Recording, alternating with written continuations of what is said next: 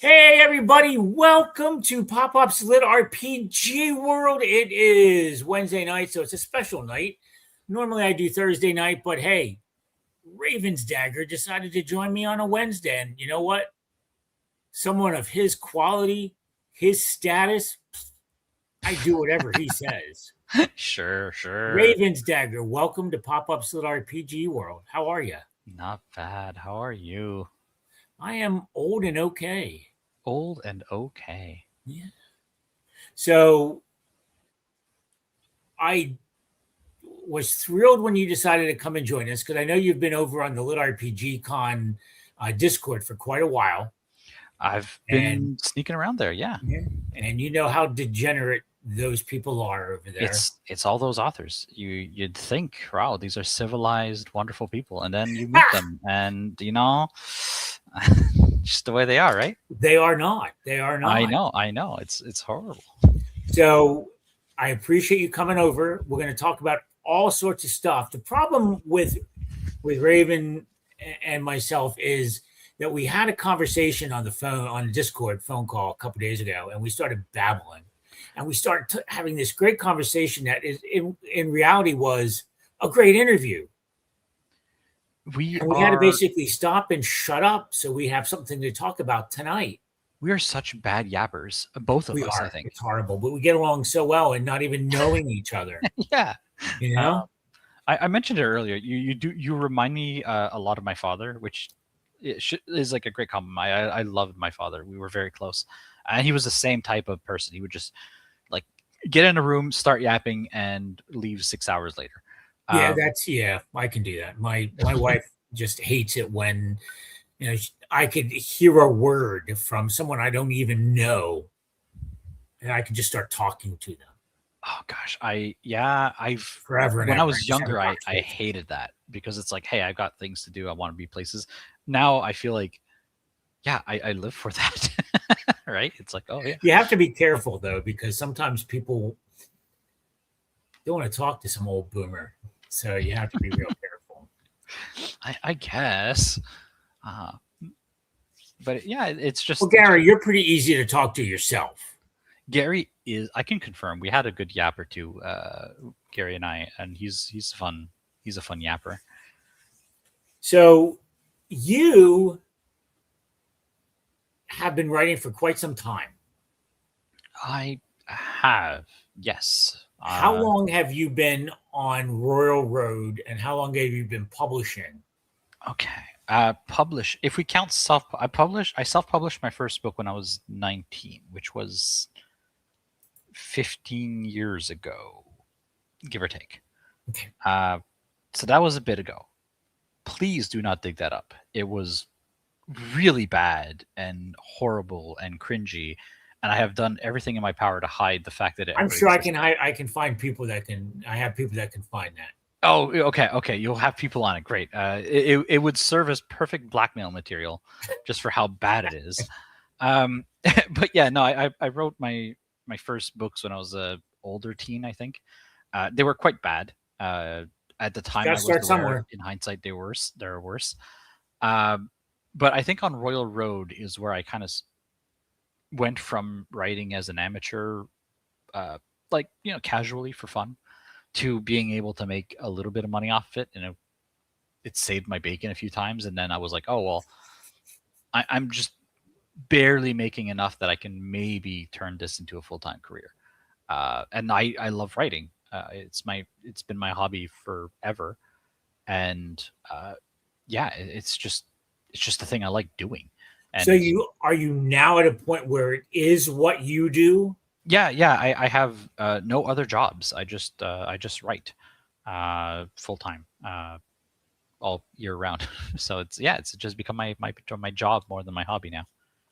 Well, that's a good thing. I don't think creating it can really be considered a job. It doesn't feel that way, right?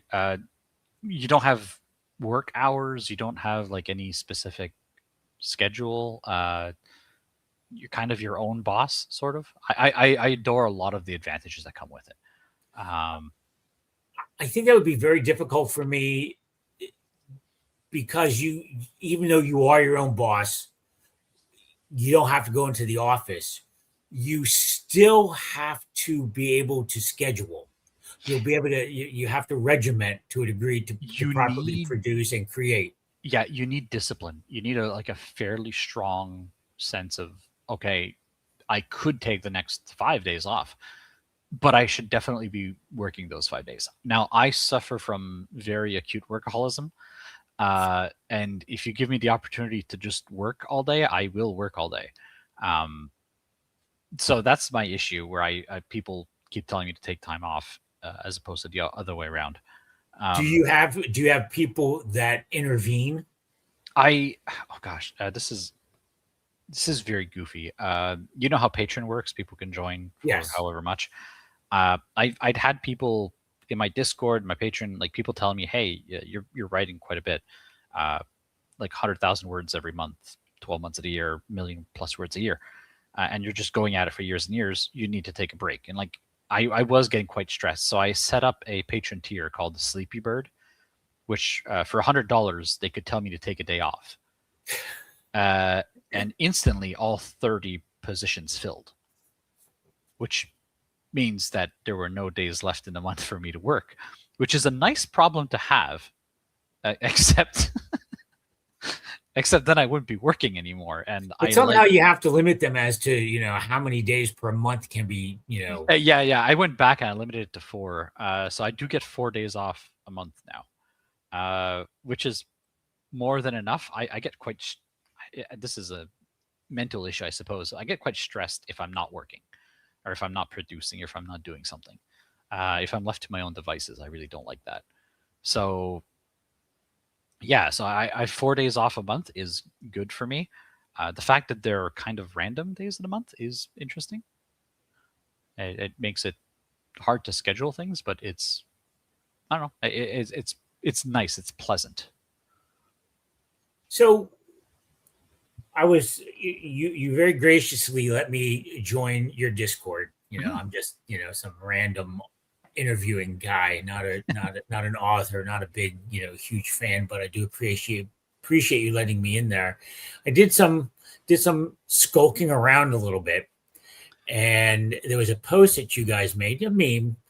And I think this is really how you try to work during the day, and I need you to explain how this really functions for you. Okay. How you get to produce when you do this. So let me just show this here real quick.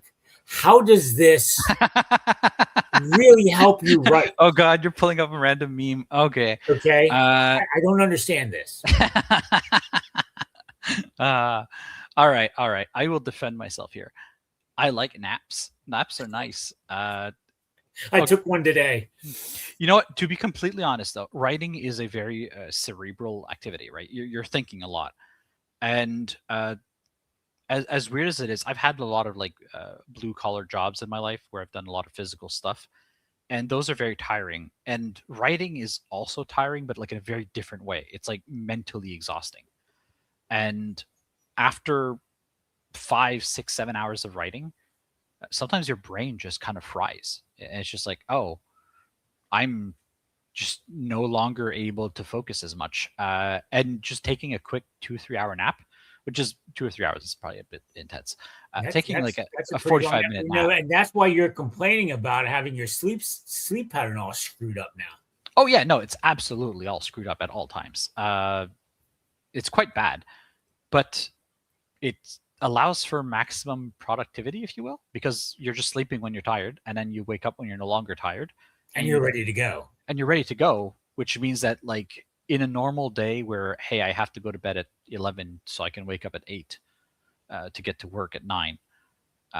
Well, there's always going to be this wasted period of the day where you're just relaxing or you're not doing anything, which is not that's healthy. That's fine. But if your goal is like maximum productivity, you want to be able to work as much as you can, but you can't work from 9 to 9, right? Like that's no, you can't. Too long. No. Yeah, it's impossible.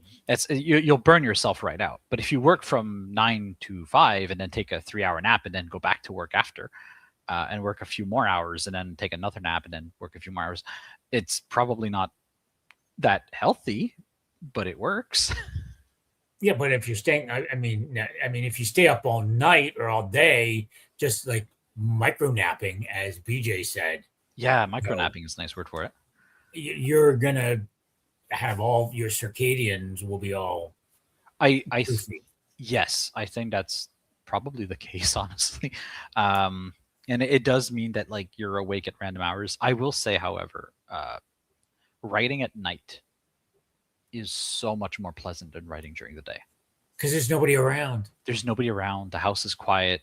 There's no cars outside. Even I live in the woods. I live out in the countryside. I live in a small town. The population is below 100, so we're really quite small. Wow. And so I can't claim that it's a noisy place, right? There's like my neighbors at most, I'll see them walking their dog, and we'll say hello to each other. But otherwise, it's a very quiet little area. So I can't complain about noise, but there's still stuff during the day, right? I get deliveries, I get phone calls, I get emails from people I'm working with. Like there's always constant little tiny distractions during the day. And your Discord is always going. It's always going, yeah. At night, it's much quieter. It's much more peaceful. It's just there's just fewer distractions, and I prefer not being distracted when I'm trying to do stuff, which I think that's not a controversial opinion to have, really. Lag Demon. Fun fact, when I first joined the Discord, I tried to guess where RD lived based on when he woke up and guessed Hong Kong. Okay, fair enough. Not quite. Not quite. Close. If same planet, right? It is the same planet, yeah. But so, what else do we want to talk about? I know you have a bunch of books coming out. We're going to talk about that, but let me tell you, once you agreed to do an interview, one of my goals is always to read books by the authors that I'm interviewing. I don't like to go in That's totally fair. mindless. And I mean, it really annoyed the crap out of me. I saw a Cinnamon interview back in May down at Books or something down in South Florida. My wife and I drove down to it. So you had the guy from the store interviewing him. And I don't know. I mean, Matt was pretty big by then still, but this guy just didn't know him or didn't really research. So he got just stupid comments. And that was like, just irritated the bejesus out of me. So it was like, okay, I'm never going to let that happen.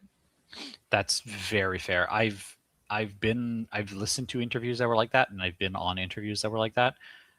It's not necessarily like it's not the worst thing if you have someone who's not aware of the author, if they're asking like intelligent questions. It is always significantly more satisfying when the person has done their research, and then they can like have an actual proper discussion where the person being discussed with doesn't have to explain from zero, right? Correct. Yeah. And speaking of that, now we're going to move on. Okay, let's go. We're going to get a little analytical here. Ooh. So I am reading this. You've heard of this book before. I've seen it somewhere. So it is not an apocalypse, which is my normal. Well, kind of sort of is, but it's an invasion type. It's an invasion type thing. Yeah. So it's an invasion type thing going on. And it's not crunchy. I'm a big fan of crunchy.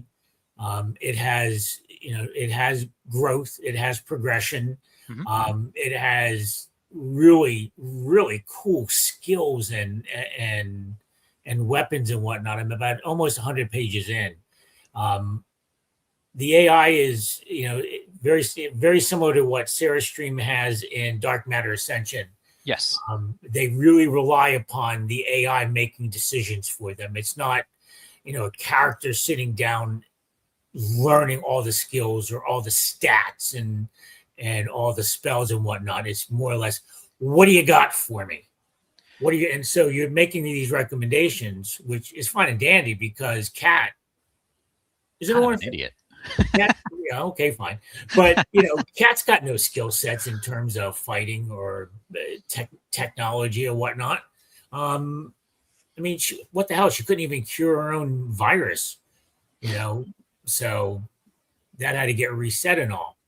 So I like the fact that it's going to be in a kind of ascension-y, without all the skills. So I'm a fan because of that. I'm very happy with it. And one of the first things she gets is that the drug, the the Gosh, I'm trying to I remember know, the name. I know, I know. We're going to go over this, and I'm going to talk about this real quick too. I love the ads.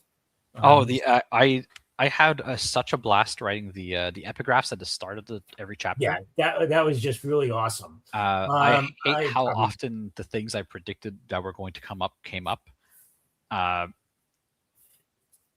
because they're not good things. Mind Crank Ultra. Mind Crank, right? Dude, come on. I mean, that basically is what. Okay, this is done. Hey, you might get addicted, but hey, don't worry, we can take care of that. Yeah, we'll give you another drug that'll unaddict you. Yeah, Yeah, don't what worry the about hell? That was just really cool. Now, so you have Stray Cat Strut. Mhm.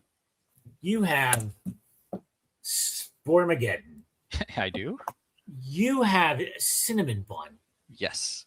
You have Magical Girl. You have all sorts of things. Technically, you have 28 fictions of various lengths, types, and statuses on Royal Road.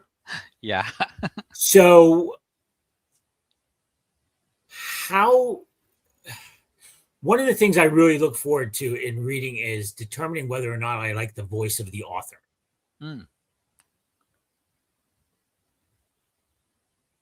Oh, I lost PopPop. Yeah, I lost myself a little bit there for a second. Oh, there you go. I'm back. All right. So, how do you change your voice? I think, okay, so when I was learning how to write, let's call this like 3 or 4 years into like writing as a hobby. I was not very good because I hadn't practiced enough. I hadn't learned enough. I didn't have the formal education yet. I didn't have I hadn't studied it. And at that time, I spoke with someone who I went to one of these like writer forums at the time, and I was like, hey, can somebody read my stuff and like give me critique? And this person I can't remember their name, which is very unfortunate. But they helped me quite a bit. They read my stuff and they gave me back my own stuff covered in red marks. It was nothing but red. And I think I almost quit writing then and there. Like, it was like very harsh critique. And then they gave me some advice, like, you should do this, you should do that, to get better. And I ignored them for a while, and then I realized that they were probably right. And so I went back and I followed their advice. And one of the things that they suggested was, just find the books that you like and try to write in the same voice as those authors. So I did this exercise at the time where I picked, I believe one of them was Brandon Sanderson, another one was J.K. Rowling, one of them was Neil Stevenson. I picked these authors that I looked up to. Like, I liked their stories. They were stories that were like very important to me when I was growing up. And then I wrote these short stories, trying my best to emulate their voice. And that exercise was like fundamental to me, where it was like, oh, picking words in this way is how you get this cadence, this kind of feel. And then sometimes it's like, oh, paragraphing this way. Like, this author does their paragraphs in this like very specific kind of like beat, punch way. And sometimes it's like their choice of words and like how they focus things. And I was like, oh yeah, okay, cool. And then I learned quite a bit from that. Let me just blurb in real quick. Handle, we are going to talk about fanfics, but not right yet. Yes. Well, I guess what I did write was fan fiction, right? I was copying their voice back then, yeah. So yeah, it was like, okay, cool. I figured out how to write more or less in their voice, and then I decided to pick out more or less my own voice. But I tried to keep it as very malleable as I could, right? Where if I'm writing a very serious story, then it's going to be a very serious voice. If I'm writing something more irreverent and like it touches on the serious but isn't quite serious, like Stray Cat Strut does that a lot, I can get into like a very irreverent voice. I also like strongly suggest. So Yeah, so you can have like the main character, but the first person is great for that because you're writing the character's voice. And if you're writing a character that has a strong voice, that's that's pretty cool. Third person writing in a voice is very particular in third person. I've only ever written one full novel in second person, and that is A Trip. And I not sure if I would suggest that people try it. I mean, maybe try it, but that one second person is just weird. Uh, yes, Cat is a very serious protagonist. so we But have a yeah, lot of comments going on in here. there are a So lot of comments. how is I mean, I haven't done Cinnamon Bun yet. I mean, that's cozy, I would assume. But Yes. so is there a major difference between the voices in Cinnamon Bun and Stray Cat in Strut? Oh, Stray Cat Strut? very different. Yes. Uh, yes. So they are both first person. So they're both I did this and I did that. And I think one of the things that helps a lot with voice is the focus of the character, like what the character looks at and what the character pays attention to. So Cat tends to pay attention to the environment a lot more than the main character of Cinnamon Bun Broccoli, who who tends to pay much more attention to the people around her. Okay. The way they describe things happening is going to be very different. Like not just like just a choice of words to describe an action. Cat is very crass.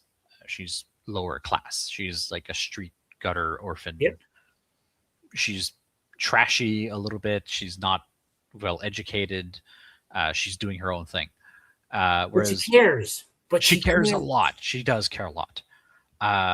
And Broccoli is very much a very polite, friendly young person who's very like her goal is to make friends. Her demeanor is kindly. When she sees someone who you might perceive as a threat, her first question to herself is not, well, how can I defeat this person or how can I mitigate this threat? It's, why are they upset? Like, what's wrong with them that I can help them so that they're no longer threatening? Which is like a very weird mental focus. So I believe if you have a strong main character, then you would write from that character's strong perspective, and that lends itself to writing in a particular voice. Very good. I do have some questions here, so we're going to go into this one. Yes, I see a bunch of them. So there is this one. So here you go. Okay. Can you explain how megacorps exist so prominently in SES when samurai have the legal and physical means and presumably the motives to wipe them out? All right. Before I answer this question, do you know the Watsonian versus Doyle argument?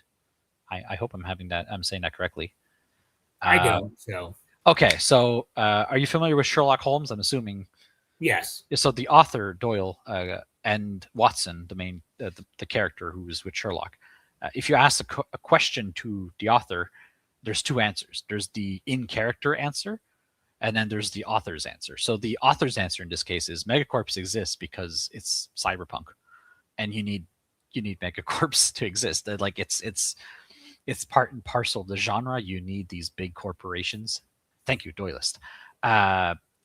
You need these big corporations to exist for the setting to function, right? They're the bad guys who are not the aliens. They're the worst of humanity, given a lot of money and a lot of power that they're going to use in terrible ways. So from the author's perspective, they make big corporations make for fantastic antagonists. They're big. They can hire a bunch of goons. They can do things to the main character that are very harmful and unfriendly, and yeah, they just make for fun backdrops.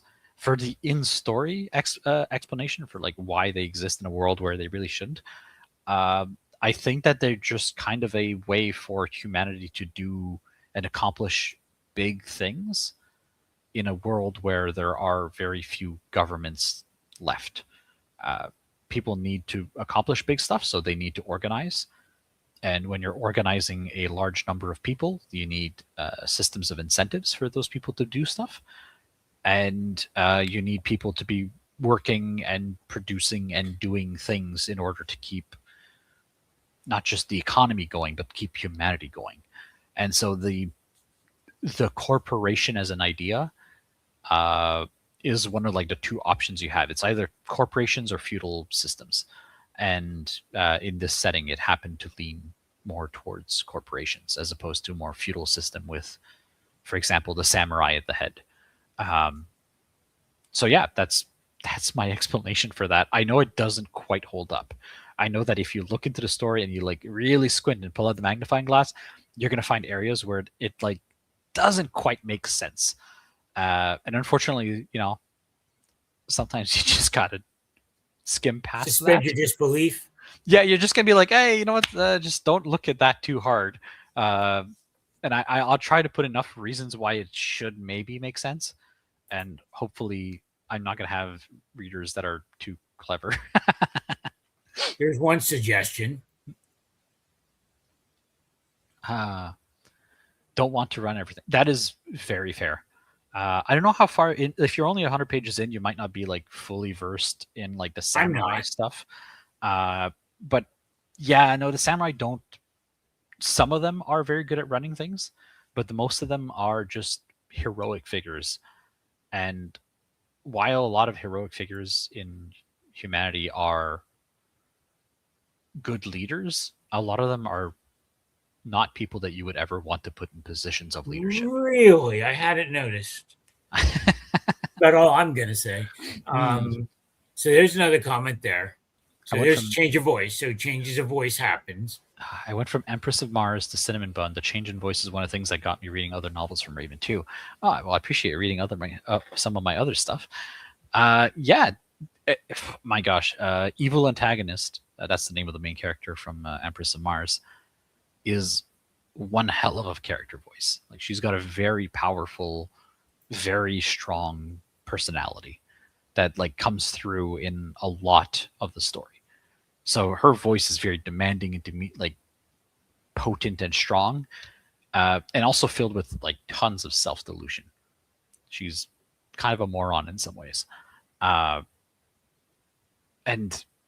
that kind of character with the strong I don't care about others except for myself attitude will contrast extremely strongly against someone like Broccoli, whose entire attitude is, hey, I'm here to make friends and help people.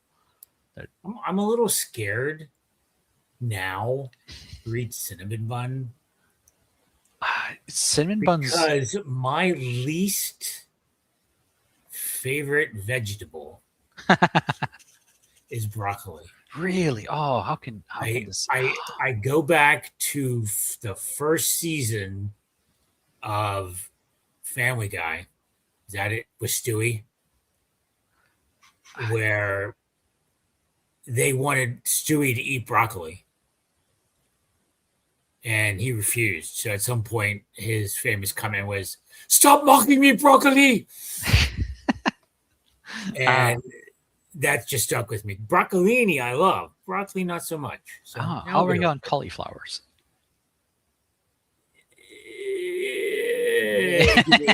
Give me spinach. Spinach. Ooh, wow, that's a daring one. I'm all right on spinach.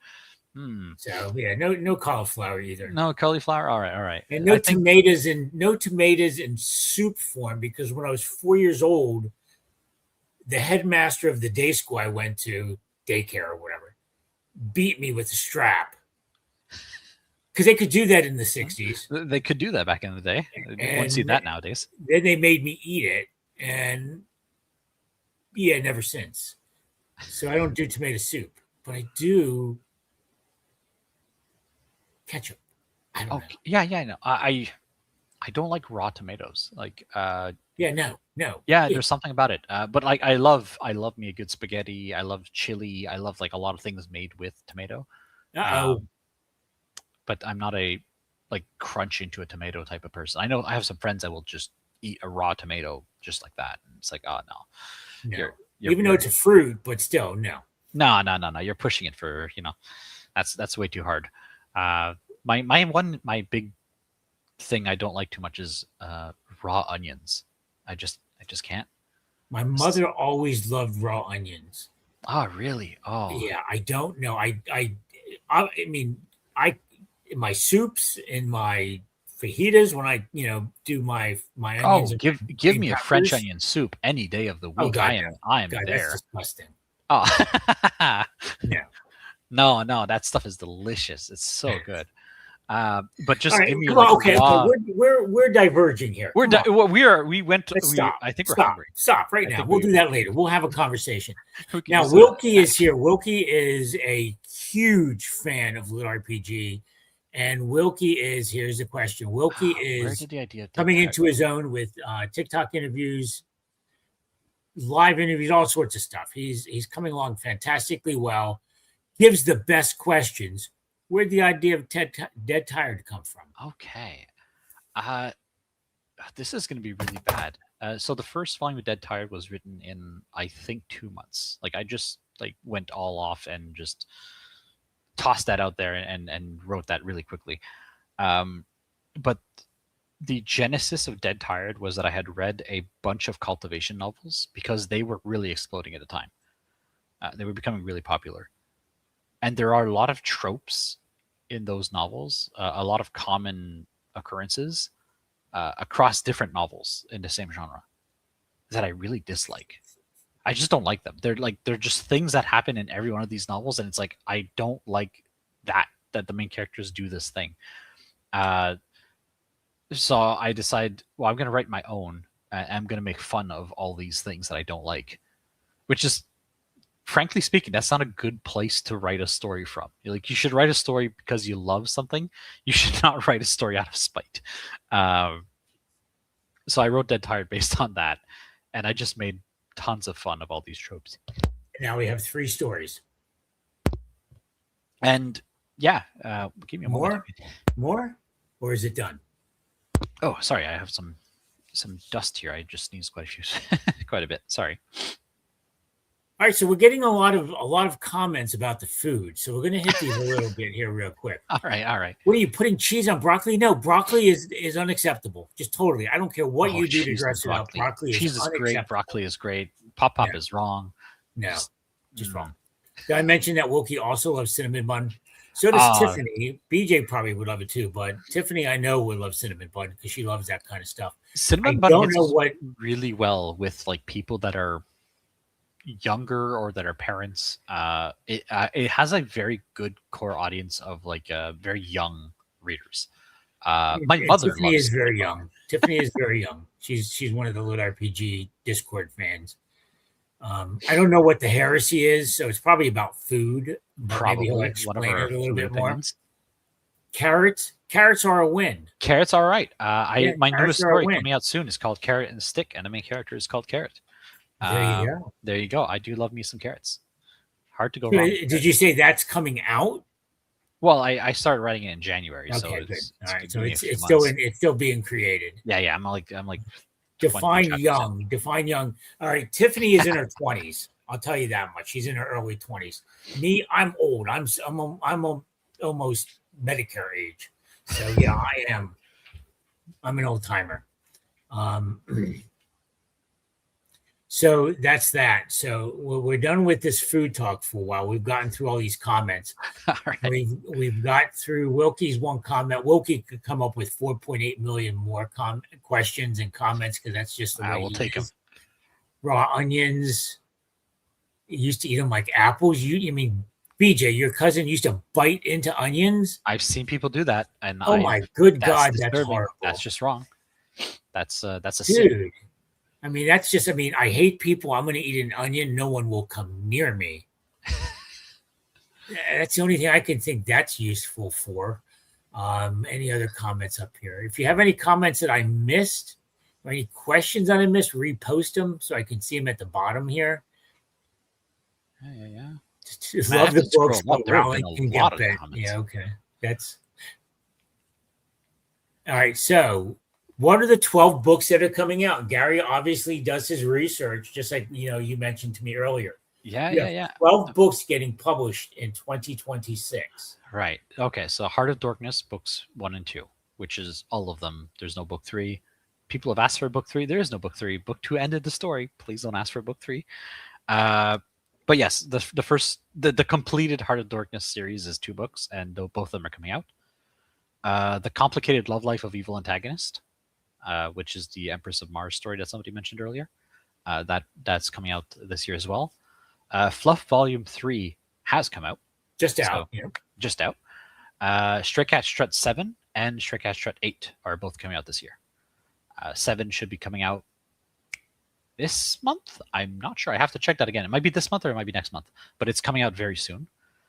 Cinnamon Bun 6 is coming out in June, and I think 7 is coming out in October or November, but I'm not quite sure.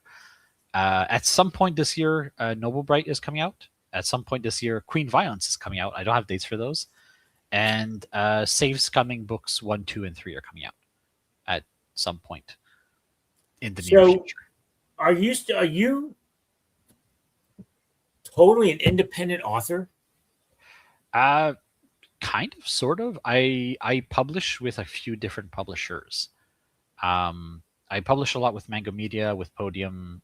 Sound Booth Theater does a lot of my audiobooks now. But yes, well, I'm just looking. I'm looking at Spormageddon, and I'm looking at Stray Cat Strut. And I don't see the Mango, on either of these. So yeah, I think you have. See that? Can you show me Spormageddon? I think you have the older version. I did republish it. Yeah. Okay, so that's the older version. I did republish it with Mango Media. Okay. There was a whole kerfuffle with Spormageddon, which is. I'll sell it to you guys for a lot of money. You know what? That's kind first of what edition. This is like a kind of a writer's beware type of story, but I was publishing Spormageddon on Royal Road, and it was doing very well. It hit like 5,000 followers in like very short amount of time, and it was one of my best like started up stories that was doing very, very well. And a new publishing company called Yonder showed up, and they had their own app going on and this whole thing, and they offered me at the time $10,000 per volume for Spormageddon, and they wanted 4 volumes. So a younger, less rich me said, wow, $40,000 to write 4 books that I already plan on writing. And so I negotiated with them for a while. They paid me up front, so I had my big money bags with the big dollar signs on them, and I was quite pleased with that. And they took the books and did nothing with them. They put them on their site, and their site went down, and then they just kind of did nothing, which was extremely frustrating. And after about 1.5 years of them not doing anything, I didn't receive any royalties because they weren't selling. So I was like, hey, can I have the rights back? Because I sold them for 7 years, which is standard. Right. And I was like, hey, can I have them back now? I will pay you back if you like. I'll pay you back a portion because like the whatever. And they were like, they were bought by another company who mismanaged them and everything else. So trying to get in contact with the people that I had contacted with earlier didn't work because they didn't work there anymore. And it turned into like a whole kerfuffle. Which took for somebody just asked that they did not have a reversion clause. There was, but for you to exercise a clause, there has to be somebody at the other end of the contract, and there was just nobody to contact anymore. So it was a whole rigmarole to try to get into contact with someone to get things going. And then finally, after I think a solid 9-10 months of back and forth and trying to get into contact with people, I finally got the rights to Spormageddon back, which is how I'm publishing it with Mango Media now, why it's back on Royal Road, and why the audio is all coming out like one after the other. That's a valid story. It's a good story. I got lucky. Do I get to mention now, since you brought up Mango Smith, that I'm actually going to sit down with Selkie Myth at 5:30 sometime next week for a recorded interview? Selkie is fantastic. He's such a sweet guy. I visited him in Oslo last year, which was quite the trip. It was very fun. And he's just a sweetheart. I never met his wife. I did meet his daughter, who's absolutely adorable, very cute. And Selkie himself is just he's just a sweet, really cool guy. I published Dead Tired with him. I think Dead Tired was the first book Mango Media ever published.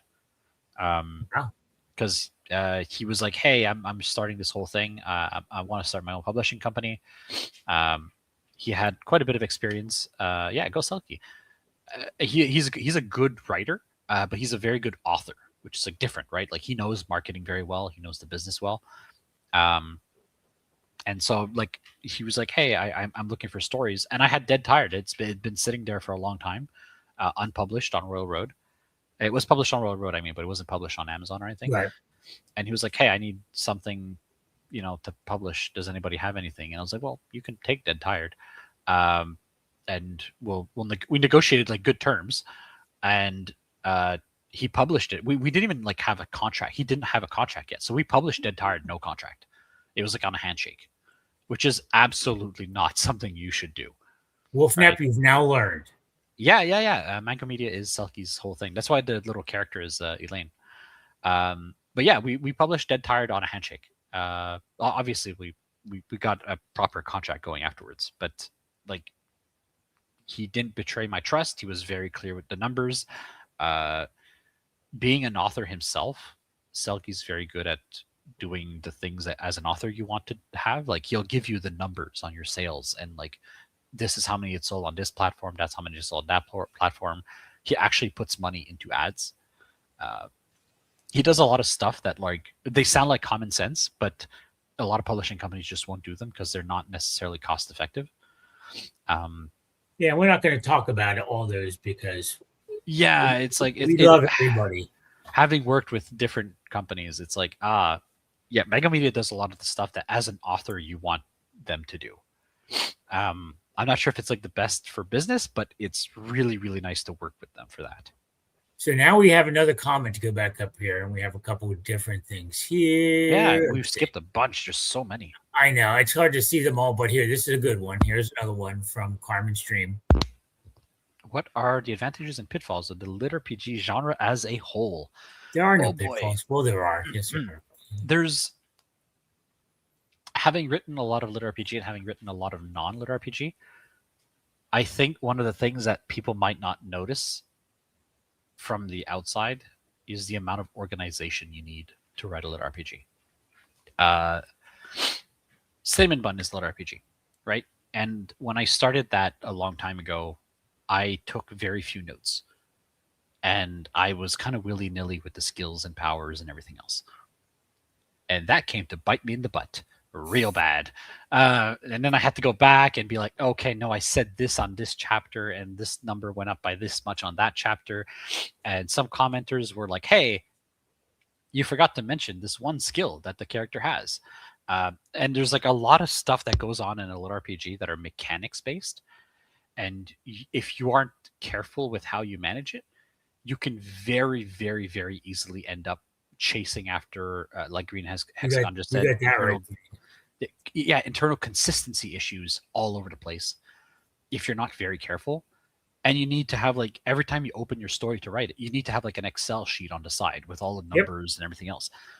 And you have to have them correct. And you have to remember these skills that your character has and like that they're always updating. That's a lot of work, I could see Brian actually being one of the types to assault authors for failing to keep track of everything. Because is that the Brian that I think it is, or I don't know, but probably probably okay. Yes, it's the one from the Discord. Yes, yeah. Okay. Hi, Brian. Yes, the internal consistency issues are insane. Having to have all these, he said not at all, which means it's definitely him. Yes, that is one major challenge that you don't get with normal fantasy that you do get with LitRPG. Or even progression. I mean, we all know that LitRPG is progression, but not all progression is LitRPG. So I think progression is easier in that sense, where it's like, oh, my skill got better in some vague, ill-defined way. Whereas LitRPG, it's like my skill got 7% better. Well, what the heck does that mean? This is a gripe that I have with LitRPGs. You don't see it as much anymore, but older ones tended to give like very specific numbers that meant very specific things. Like strength had like an actual tangible, measurable, like these are the amount of kilos I can lift. Good night. Thanks for joining us. Good night, Anne.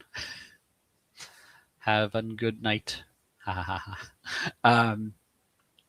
Yes, so that's one of those things where lit RPGs is just like it can be an absolute headache to write a lit RPG that way, and trying to manage the system and how it affects the world building. Um, that's a huge thing, right? It has like a big Mhm. impact on your world. I think that's cool. I think it's really cool to explore the effects of a world where there's a system. Um, but it also means that you have to sit down and be like, hey, how does levels affect agriculture? And how does it affect the economy and society as a whole? And how people are perceived and things like that. Like these are all thoughts that you need to have while doing world building, which Yeah, you know, it's not it's neat. necessarily easy. You just cannot have them divorced in their own little group, not impacting or not interacting with Exactly. society as general. You need to figure out how to integrate things. That's not necessarily too difficult, but it is like a consideration that you have to make throughout your story. Whereas like a lot of progression fantasy, you can just set it in generic Western Europe, and yeah, hey, there's a town and there's a duke, and he runs the place. All right, Yeah. cool. All right, like there's not very complicated. Let's just go, and the reader's going to accept that, and there's not going to be any questions about it, and you're just going to keep going. So I have another Wilkie question coming up. Okay, tough ones. It's gonna hurt you. Oh boy. Ah, Yes, the oh yes. ultimate where characters don't do That's a what they're tough one. supposed to do. Um, Fluff is like that very often. Uh, Fluff is a superhero lit RPG.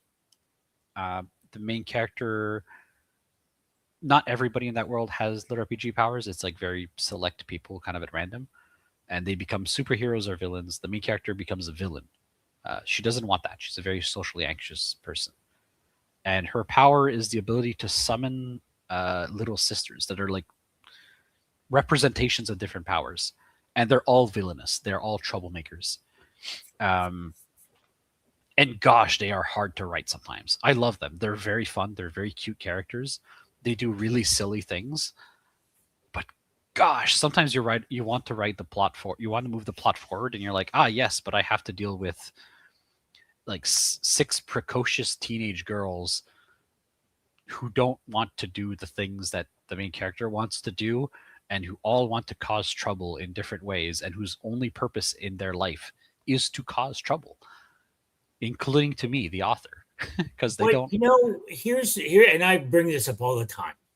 And I think it started with, in my mind, with either with Jay Krause or with Sour Patch Hero, that you create a character, and the character is supposed to be around for a little bit, but all of a sudden the character just does stuff. The character doesn't go away. You're the freaking author. You'd think You're in charge. You would And think let it's that somehow in your brain a character becomes an entire independent thing that just does what it wants easy. and affects your story. What the hell? I don't It's such a understand that. weird That's why I feeling. like reading. It's such a weird feeling, but it does happen. It does happen. I've had two characters so far where I put them on the scene, and they were supposed to die. That was their purpose as a character, as a tool for me. Is hey, I'm introducing this character, and they're going to die in a very dramatic, sad way.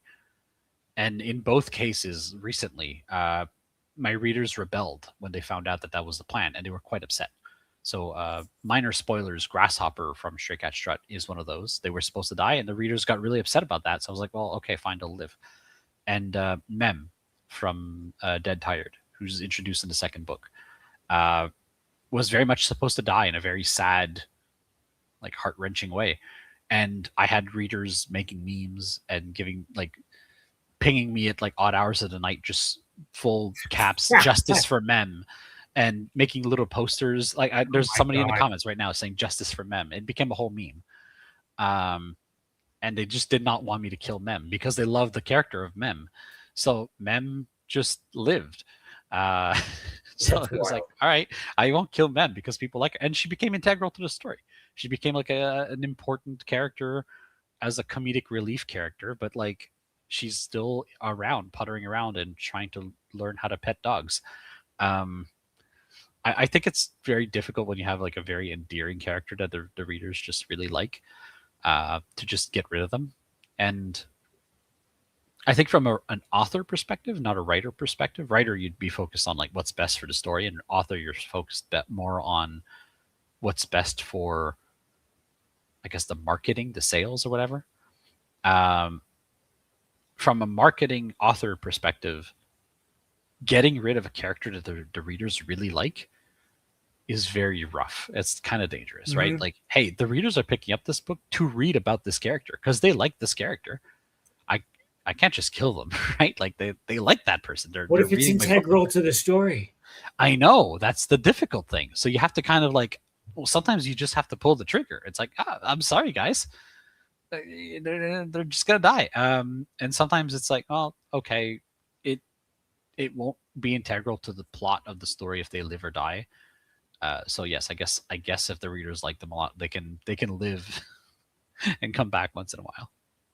So I'm gonna tell you right now that when it comes to a crunchy LitRPG or a LitRPG, I don't obsess. I'm not going to be the type that sit down and say, "Oh my god, they're keeping their own Excel spreadsheets to see how you're going to like screw an author over." However, I do like to keep something back the last time a stat sheet shows up, and then 50 pages later the next stat sheet shows up. I do flip back and forth just to see what the increase is and what's cool things happen in that time frame. But I don't go looking for, but you forgot to do this and the percentages are wrong. And, yes. You can't go that fast because, the skin would peel off his face or something. No, I don't do that. I'm not that crazy. There are some readers that are genuinely like that. I don't mind it so much. But like, yeah, sometimes it's like, all right, well, I messed up the numbers. I'm sorry, my bad. I'm a writer, not a mathematician. There you go. The numbers are made up anyway.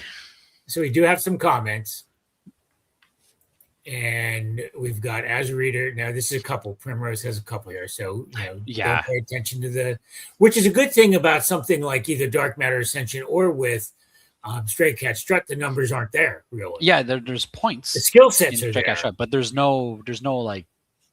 They no go skill. Up once in a while, and the amount they go up by is vague sometimes. It doesn't. And I agree with change, this. right? I can understand either way. I can go either way. I agree. As a reader myself, I very rarely pay attention to the numbers. I will understand that, like, oh, they went up, good. I pay attention to the milestones, right? Where it's like, oh, you've learned how to cast Fireball. That's very important to me as a reader. More and so than use it right. Use it your properly. Fireball does more damage. There's a Rilke question again.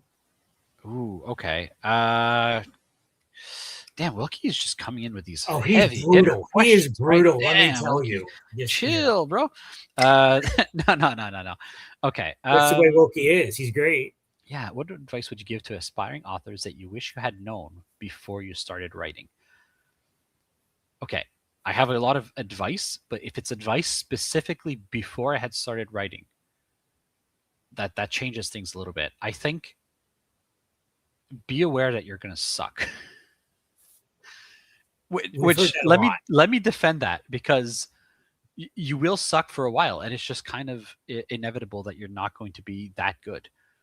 It's like any other skill, and it takes a while for you to practice and figure it out and learn how to do writing well. And if you're aware that you're not going to be good from the get-go, well, then you have the opportunity to say, well, I'm going to practice to become good, even though I'm not there yet. And I think that's important, right? Because otherwise you can, I've known a lot of new amateur authors who give up because they figure, well, I'm not improving, or they look at their work and they compare it to someone who's established, and they're like, oh, it's like, wow, this is awful. This is not good at all compared to this other person, which is fair, right? Like we compare each other to others all the time. And we have to, for the sake of improving. You can't improve in anything if you're not looking at someone who's better than you and saying, well, I want to reach that.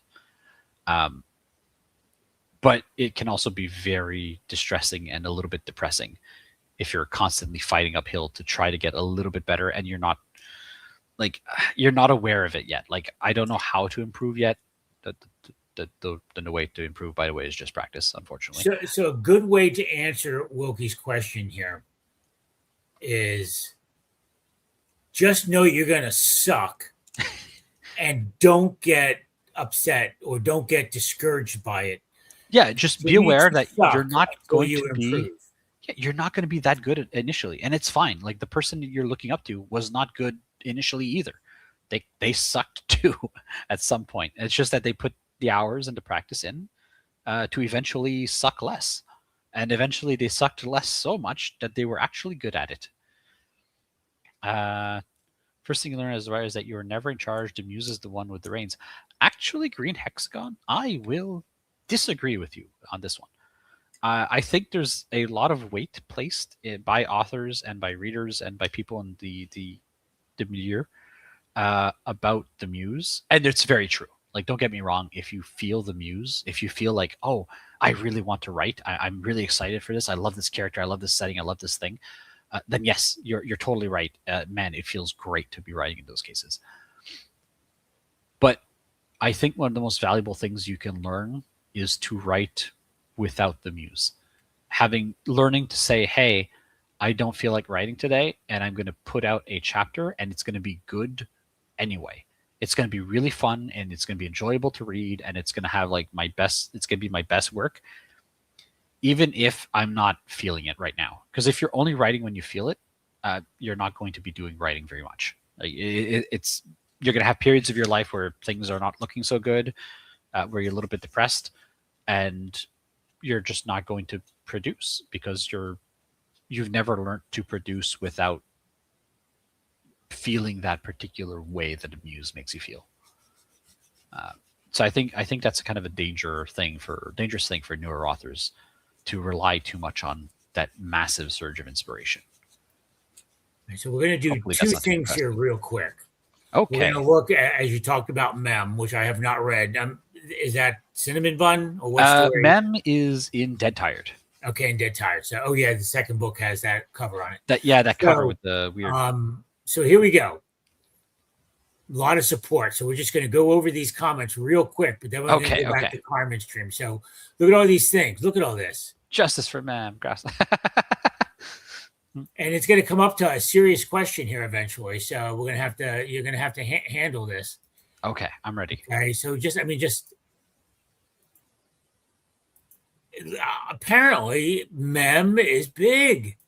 I haven't learned yet. So here's a serious question. Why are you anti-bug? Why? It is genuinely a coincidence. I think Mem is very... I think a lot of people read her as very like autistic coded, if that makes any sense, where she doesn't understand social cues and she's just trying her best. She's very friendly and nice, but she doesn't understand social cues, and she's being bullied, but she doesn't understand that she's being bullied, and she's being like kind of used. And for some reason in my head, that like I just wrote her that way. I wanted her to be like very like someone you can look to and feel like, oh, like this person is like nice and very kind, but not necessarily the best person for the job that they were given. And they happen to be a 9 foot tall praying mantis person. Does she bite people's heads off? She wouldn't, but every one of her sisters would. Okay. So she's the odd one out, right? Where she's actually nice. That's the tism, I guess. So she does have a tism. She does. Her tism is that she's nice, which is a whole thing.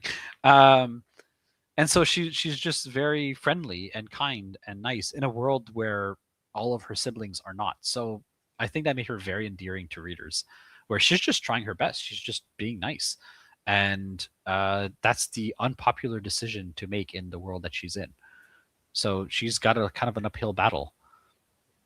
So and Grasshopper definitely has something similar going.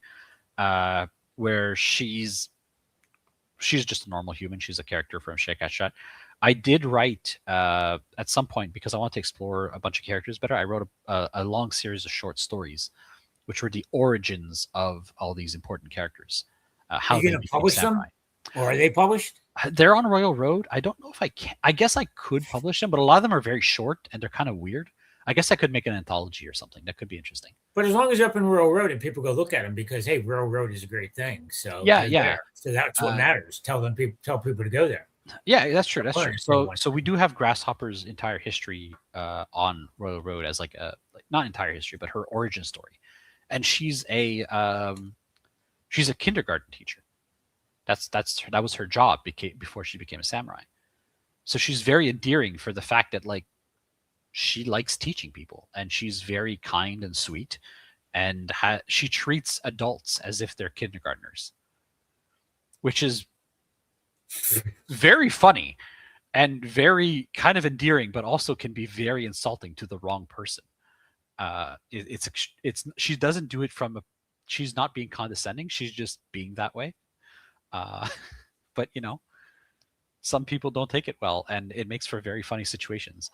Um, so yeah, but she just Now, happened to be bug themed because she likes now we bugs. have to go to another serious question. Okay, okay. I'm always ready for these. And now we have Wilkie doing serious questions, but apparently we also have Carmen Oh, stream. Carmen is taking Wilkie's spot. They're fighting over it, huh? There's two of them here. We can get murdered by this. It's going to be tough.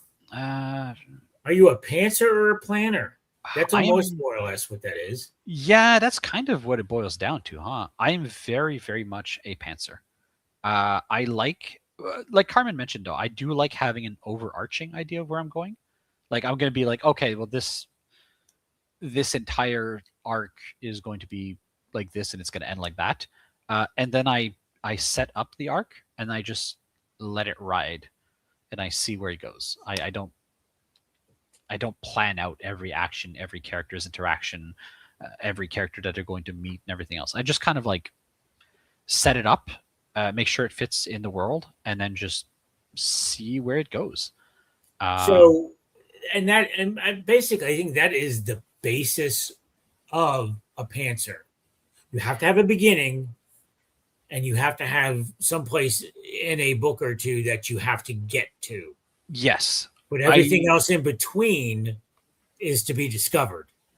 I have made the mistake with some of my stories, especially my earlier ones, where there is no endpoint. You're reading Stray Cat Strut. Stray Cat Strut has no defined endpoint. There's no specific big bad to defeat, and the threat is so much bigger than the main character and has been going on for so long. And the main character is at best in the middle of this thing. That you will probably never see the end of the threat from the main character's point of view.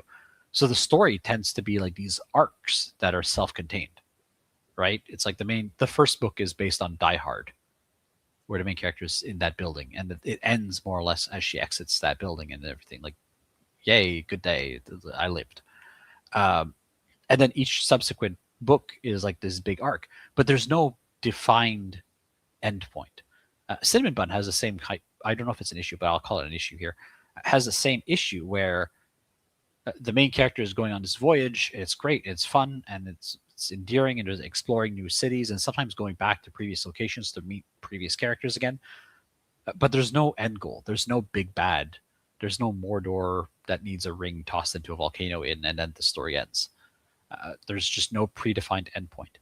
And Well, as long as you can keep going with stories, as long as what I the can hell? keep going, that's fine. But it does mean that there's never going to be a end to those stories, because unless the main character suddenly dies, which like not going to happen for Stray Cat Strut, and it's definitely not going to happen for Cinnamon Bun. It's not that type of story. I mean, Then Zogarth doesn't have any ending. yeah, I think a lot of stories, if you're a pantser, it's hard to define an ending. My more recent stuff, definitely, I definitely learned from my mistake there, because sometimes a series goes on for a while and it's like, oh, well, it would be nice if it had ended. Now I plan endings. I have like a specific, okay, this is the big thing. I want this big thing to happen. and that'll be the end of the story. So Heart of Darkness ends at 2 books. I have a bunch of like one-off stories that are just 1 book.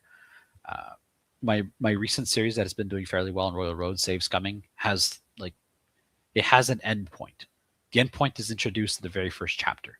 It's like this big event happens. This is the big thing, and it's 9 months from the start of the story, and when it happens, the story ends. So we know that right from the get-go.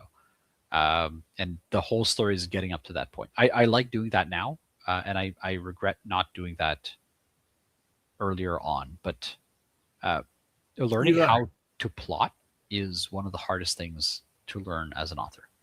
We are getting a crap ton. Sorry. It's all good. It's all good. And I think this is great. And we're going to go through these because I have all night if you have all night. So you see these. So here, okay, we're going to go back. Green Hexagon has something I want to hit. Oh, okay, well. okay. Here's one from Ruga. The crunchiest one I've written is Spormageddon. Spormageddon is by far my crunchiest.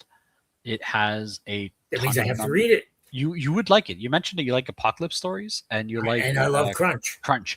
You will like Spormageddon then. It is very difficult to keep track of. The way I did it was at the end of the document that I'm writing in. There's like 20,000 words of just like system notifications, like every one that ever happened. Every the main character in Spormageddon is a mycologist, mushroom scientist, and they come up with new mushrooms as the story goes. So I have the list of every new mushroom and every combination that they've come up with, like their effects and like all the LitRPG like status pages and like the main character's status page and every skill and what the skill does and when the skill upgraded and like which chapter it happened in and like all this stuff written down. What program do you use? You just use Excel, or do you use? I use Excel, Google Sheets, Google Docs. I mostly use Google Docs, honestly. It's nice to have it all on one page, so I can just scroll down to the bottom and be like, oh yes, this is where it is. I can scroll back up after. Next question. Yes. 4 or 5 different books at the same time, plus publishing, plus occasional convention. How do you manage your time as a writer? Very poorly, actually. It's just, yeah, I wake up and it's like, oh, I got all these things to do today.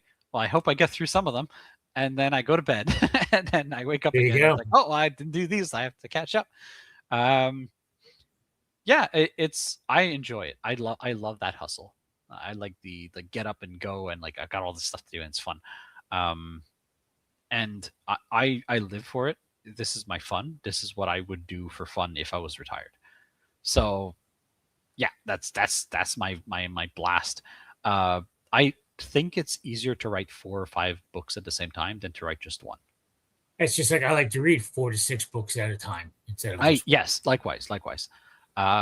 It's easier for me to go from like if I was writing just one story, I would only be able to write maybe 3 to 4 chapters of that story a week. I need time to think between one chapter and the next. But you can transfer from one to another. Yeah. I can think about one story while writing another. Like I can let it percolate in the back of my head while I jump from one to another. And I think that's very easy. Which just means that like if I have the time to actually type it out, I can do multiple books at the same time. Gosh, we have a lot of questions. Okay. I know. It's great. I love it. I don't mind at all. This is fantastic. How many hours do you spend writing on average? On average, something like 6 to 8 per day. That's like fingers on keyboard time.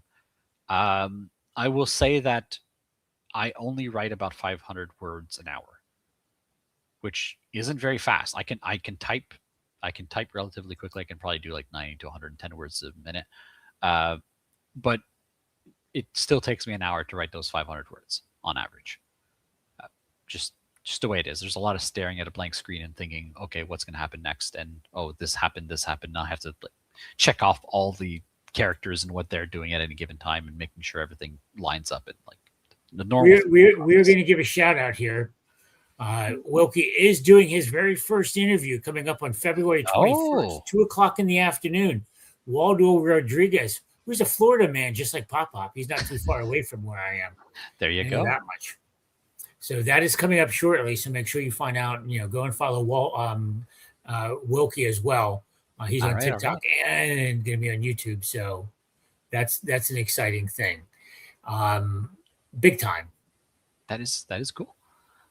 I'd say if Wilkie wants to interview me, go ahead. Except their questions are really tough, so I'm not sure. He is brutal. He's I know, brutal. right? He's Oh, not, damn. Oh, he's not going to be as easy, as casual, as PopPop. chatty as You know, Pop that's Up is. chat and PopPop. Yeah. Very easy, very fun. Totally different theory. Here you go. This is what I saw. For someone who's Lack of motivation. lack of motivation, like they know they're going to suck. Fair. They know they're going to have to practice. Also unfortunate, but true. But still can't put pen to paper. Um, Gosh, this goes into like intrinsic motivations, external motivations, and like stuff like that. I feel like posting your story is very cool. Um, I remember when I was like much smaller as an author, posting on like sites like Space Battles or Sufficient Velocity and getting like one person to comment was incredibly validating. And it's like, hey, I'm not just motivated to write the story for myself. I have a reader now, and they want to see what happens next too. So that external motivation is exhilarating. It's hype. It's very fun. It's very entertaining.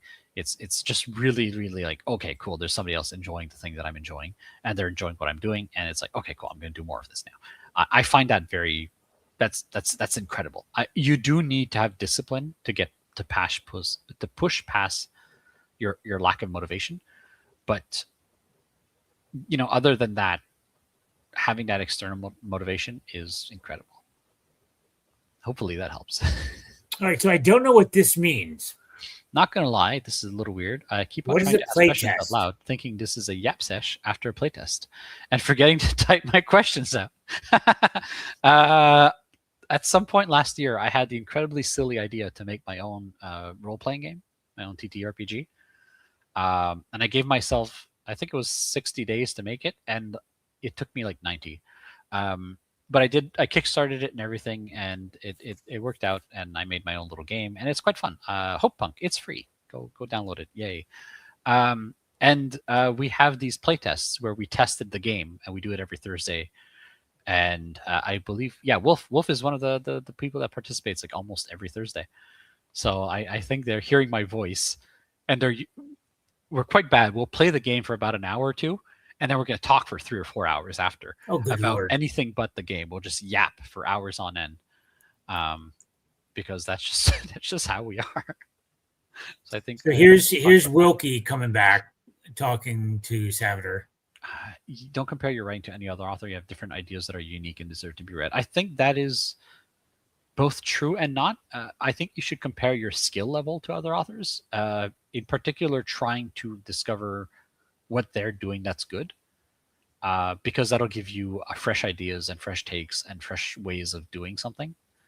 But also, yes, don't sit there and compare your it will murder the joy that you have for writing if all you do is comparing yourself to others. It'll just wreck it. Thanks for joining. Thanks for joining. I love your kitty cat with the little dinosaurs. Very cute. They didn't exist at the same time. Well, the plastic ones, Okay, fine then. Will we get more Pokemon at some point? I have 10 chapters of that story that are not posted, just sitting in a G-Doc. I should post those. I'll somebody poke me in the Discord about it later. I'll see if I can't post a few of those. I actually reached the point in that story that I wanted to. Like, some stories you start off and you have like this really cool scene in mind. And I reached the cool scene and I wrote the cool scene and I'm done. And it's like, okay. And I lost all motivation to continue writing that story because I wrote the one thing that I wanted to write. It just took however many words to get there.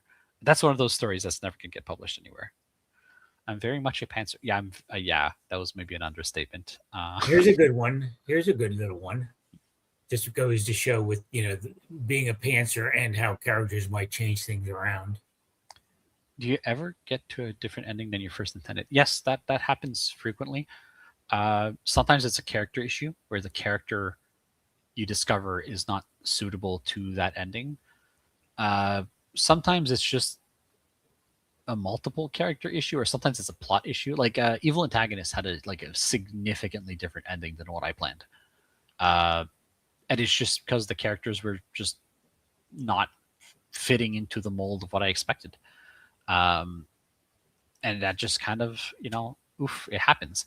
I think that's just kind of a consequence of being a pantser. You don't know like every detail that you're going into, and you haven't plotted everything out, so things just happen as they happen, and they don't always turn out as planned. And again, a Wilkie question. You feel you can't because you want more experience first. Honestly, yes. There's this one lit RPG that I've been meaning to write for a long time, and I don't know. It's not just an experience thing. I think I would genuinely have to write it under a pen name, because it is significantly darker and more bleak than my usual stuff. It's a story about like using a lit RPG system as a proxy, I suppose, for addiction, and like a story about like not taking drugs, but instead they're leveling up and they're addicted to that kind of grind. And like the plot in the story that I have is extremely bleak and very dark, and it's a very big departure from what I usually write. So I'm not sure I want to do that without a lot more experience. It like I don't think I could do the story I have in my mind justice. So yes, there's a few things that I've thought about. And you can always do it as a different author. Remember that Stephen King did it. I could switch out my pen name and try it. I suppose I could do that. I'd have to make the time for it, but yeah, it's just one of those really kind of bleak stories. I'm iffy about writing it. When I write stuff that's too bleak, I often feel down myself. So I like writing upbeat stories because they make me happy. So yeah. What the hell does that mean? Wibbly wobbly, timey wimey shenanigan. Shenaniganery. Shenaniganery. That's a word. That's awesome. Yeah, I think they might be referencing my lack of sleep or my very normal sleep schedule or my inability to keep time. So I am going to tell you this right now. So Wolfnap has all the time in the world. Green Hexagon has all the time. I'm going to tell you right now, I had coffee an hour and a half ago. You're hyped up. Let's go. No, I have to go to the bathroom. Oh, hey, no. If you want to take a break, I have to take my medication. Otherwise, I'll die. So I should. Do you guys want to hang out here while we go do different things? Yeah, let's go. It's gonna. We're gonna stay here. You guys can stay here and make comments and talk to each other. You go empty your pop bladder, and I'm gonna go take my RavensDagger meds, and I will be right back in like 2 minutes. We'll be back because we're not ending this because y'all are having way too much. Yeah. I can answer questions in the meantime. I'll be back. That's cool. A good thing. Right. I don't have limitations on my interviews because I chat. I'll be back. I don't have a boss. Talk.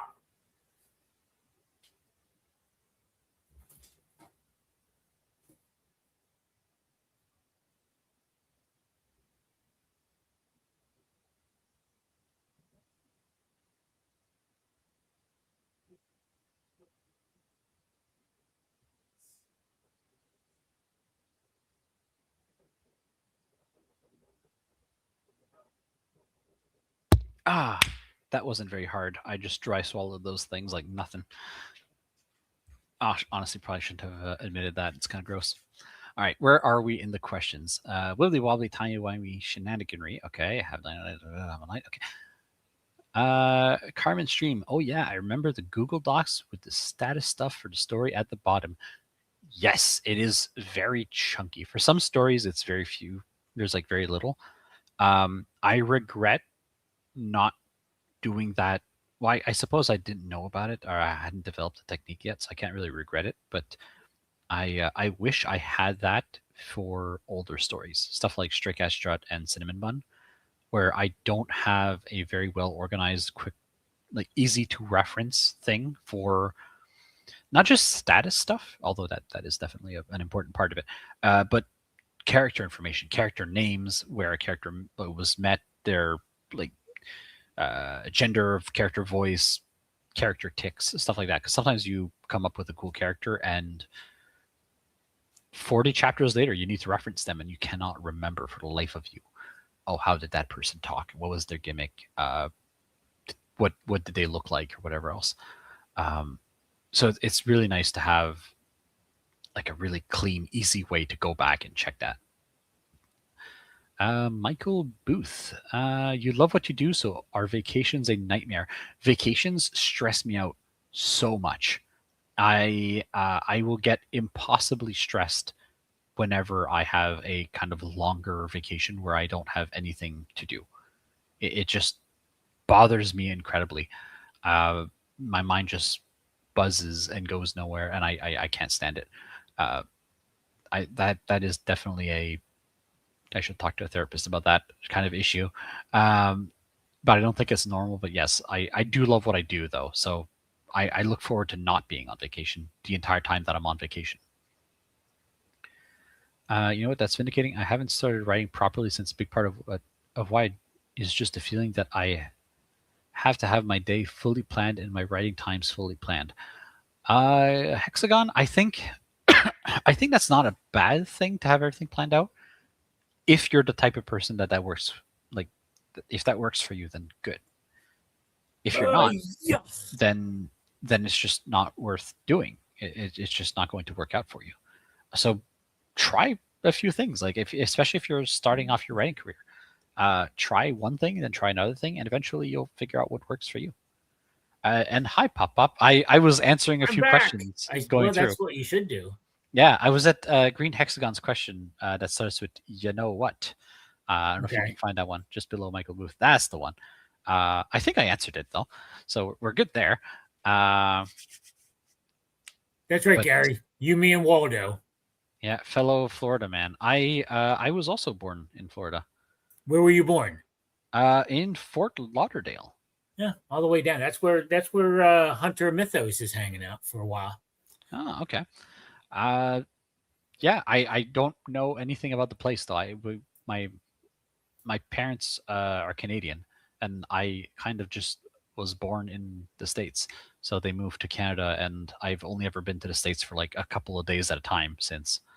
So But the good thing is, because you were born in the States, I do have that citizenship. I do have those two passports, which is kind of neat. yeah. Which means you might try to get to LitRPG Con. See how that segue worked in really well. God, I saw awesome. That. I saw that. God darn, we're awesome. Gosh, we're so good at this. Yeah, no, I definitely, when I go to the States, I fly with my American passport, and then when I come back to Canada, it's with my Canadian one. It makes things a bit easier. I did for my podcast. If you want to find my podcast channel, it's Wookiees World Wanderings. I love the go like that, but also go like PopPop's LitRPG channel, LitRPG World channel, all y'all. But it doesn't cost anything. Just go do it. I know how many I had before this started. I want to see hit the bell. The numbers increase. See what I did there? There you go. You're doing the YouTuber thing. Good job. And what else do we have going on here? There's a cool one by Mega Lordarm. Another below us. Let's go down because these people just kept talking. Oh my gosh, they're talking so much. Let's see. There's one here. What books are Dude, those are my pajamas, Brian. Okay, I wear my pajamas at night. It's cold in Florida. I need flannels on. It's cold in Florida. It is not as cold as you. I know. Yeah. No, I have heard that you guys are getting it pretty rough. I heard it was like you're the one I was talking to, right? You told me it was right, and it's going to be 30 again on Friday morning. Yeah, I had to look that up. That's like 0, right? It's like basically freezing. Yes, it's your 0. Yeah. It's the rest of the world 0. Yeah, whatever. Yeah.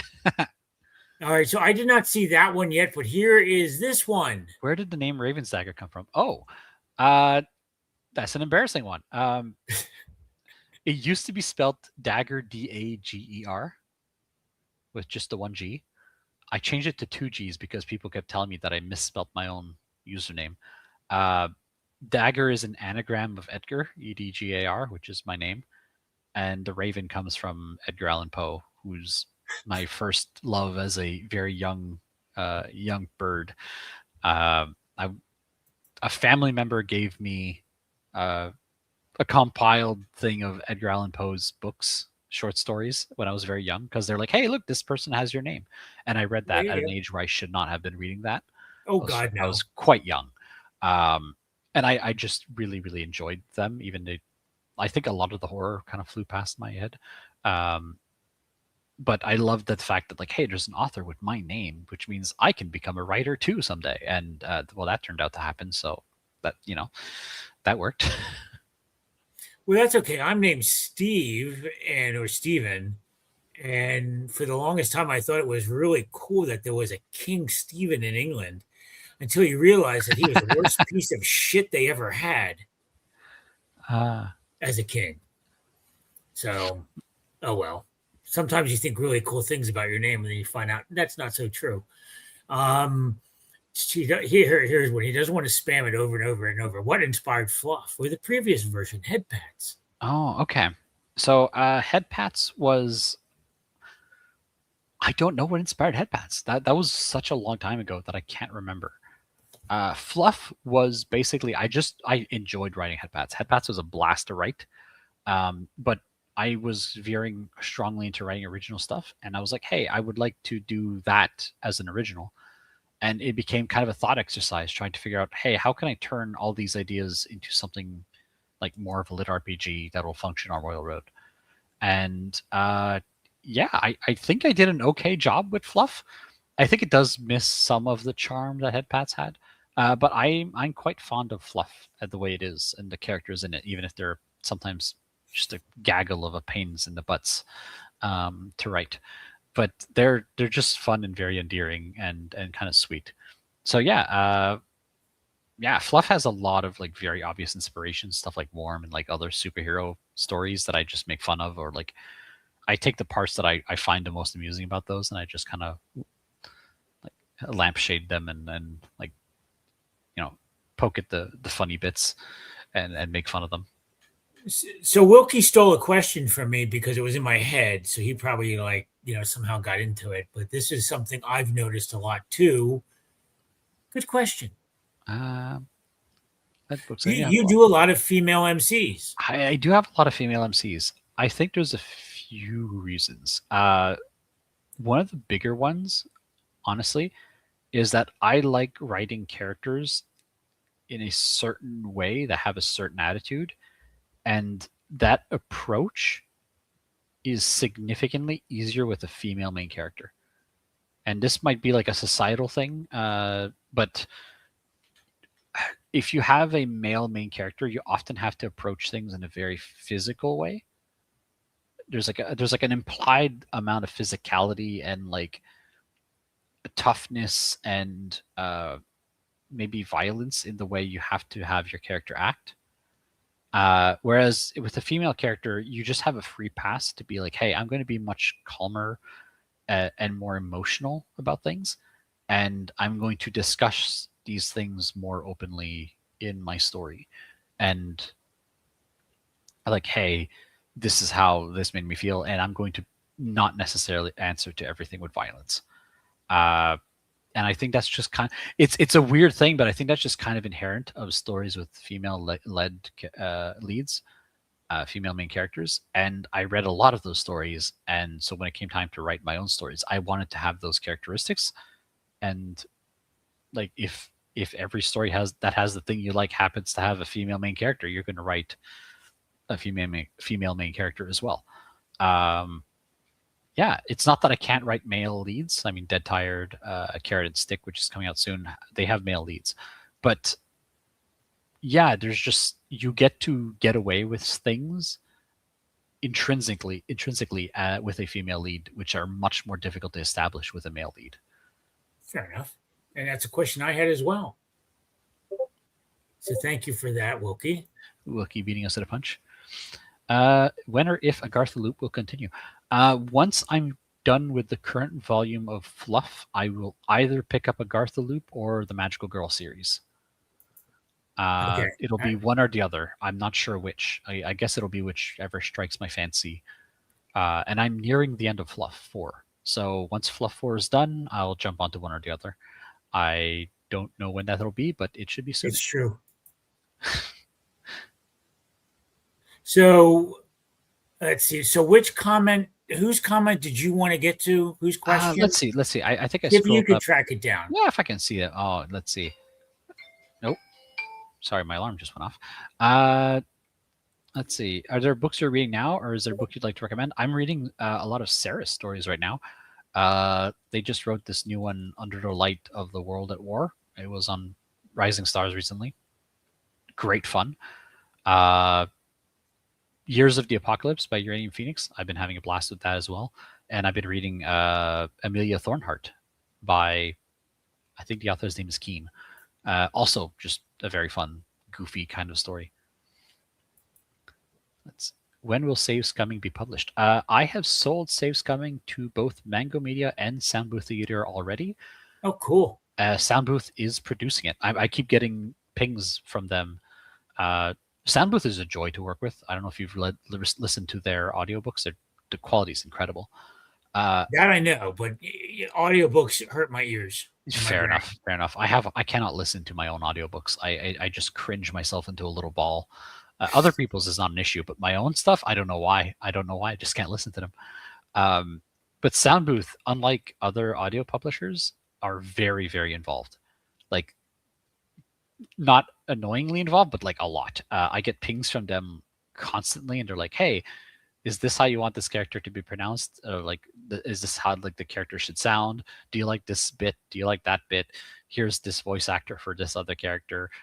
They did like an interview with them. Here's this thing. Here's that thing." And they're like very, very, very involved, and it's just very fun to work with them. And I genuinely appreciate that quite a bit. With this is like I've told the story before, but I'm not sure on any podcast. When we produced Dead Tired, Dead Tired has the main character Harold, and I guess one of the main secondary characters is this cat person called Alex. And this cat person is the main character's butler / maid, and the main character is a necromancer, so he just tosses together a few body parts and poof, there's a butler. And Alex is this very friendly, helpful person who's a little bit innocent at first because they were just literally just created. But they're very strong, they're very powerful, and they're very capable at their job. And they help throughout the main story. They're one of the straight man characters where the others are being goofy and Alex is just being very like by the book. And they're very enjoyable. The first voice that Soundbooth did for Alex was this very deep, goofy, kind of like Igor, mentally unwell, unstable voice, right? And it was really bad because I have a lot of readers who are trans who identified a lot with Alex. And Alex being this person that's an amalgamation of a bunch of different bodies. So Alex is very, I'm whatever gender I feel like being today kind of character, where they're a maid because they were made with female parts, but they're a butler because they were made with male parts. And that's just what they are. And the character is also very like sweet and caring. And when I first listened to Dead Tired and I heard Alex with this goofy, deep idiot voice, I immediately had like a big ick. I was like, oh no, all these readers like sympathize and like Alex a lot, and now Alex sounds like this. Aha. And I told this to Soundbooth, and Soundbooth were like, well, we finished recording the entire book, it's done. And I was like, oh no. And they're like, well, okay, it's not a problem, we'll just re-record it. And they re-recorded the entire book. They got the tech.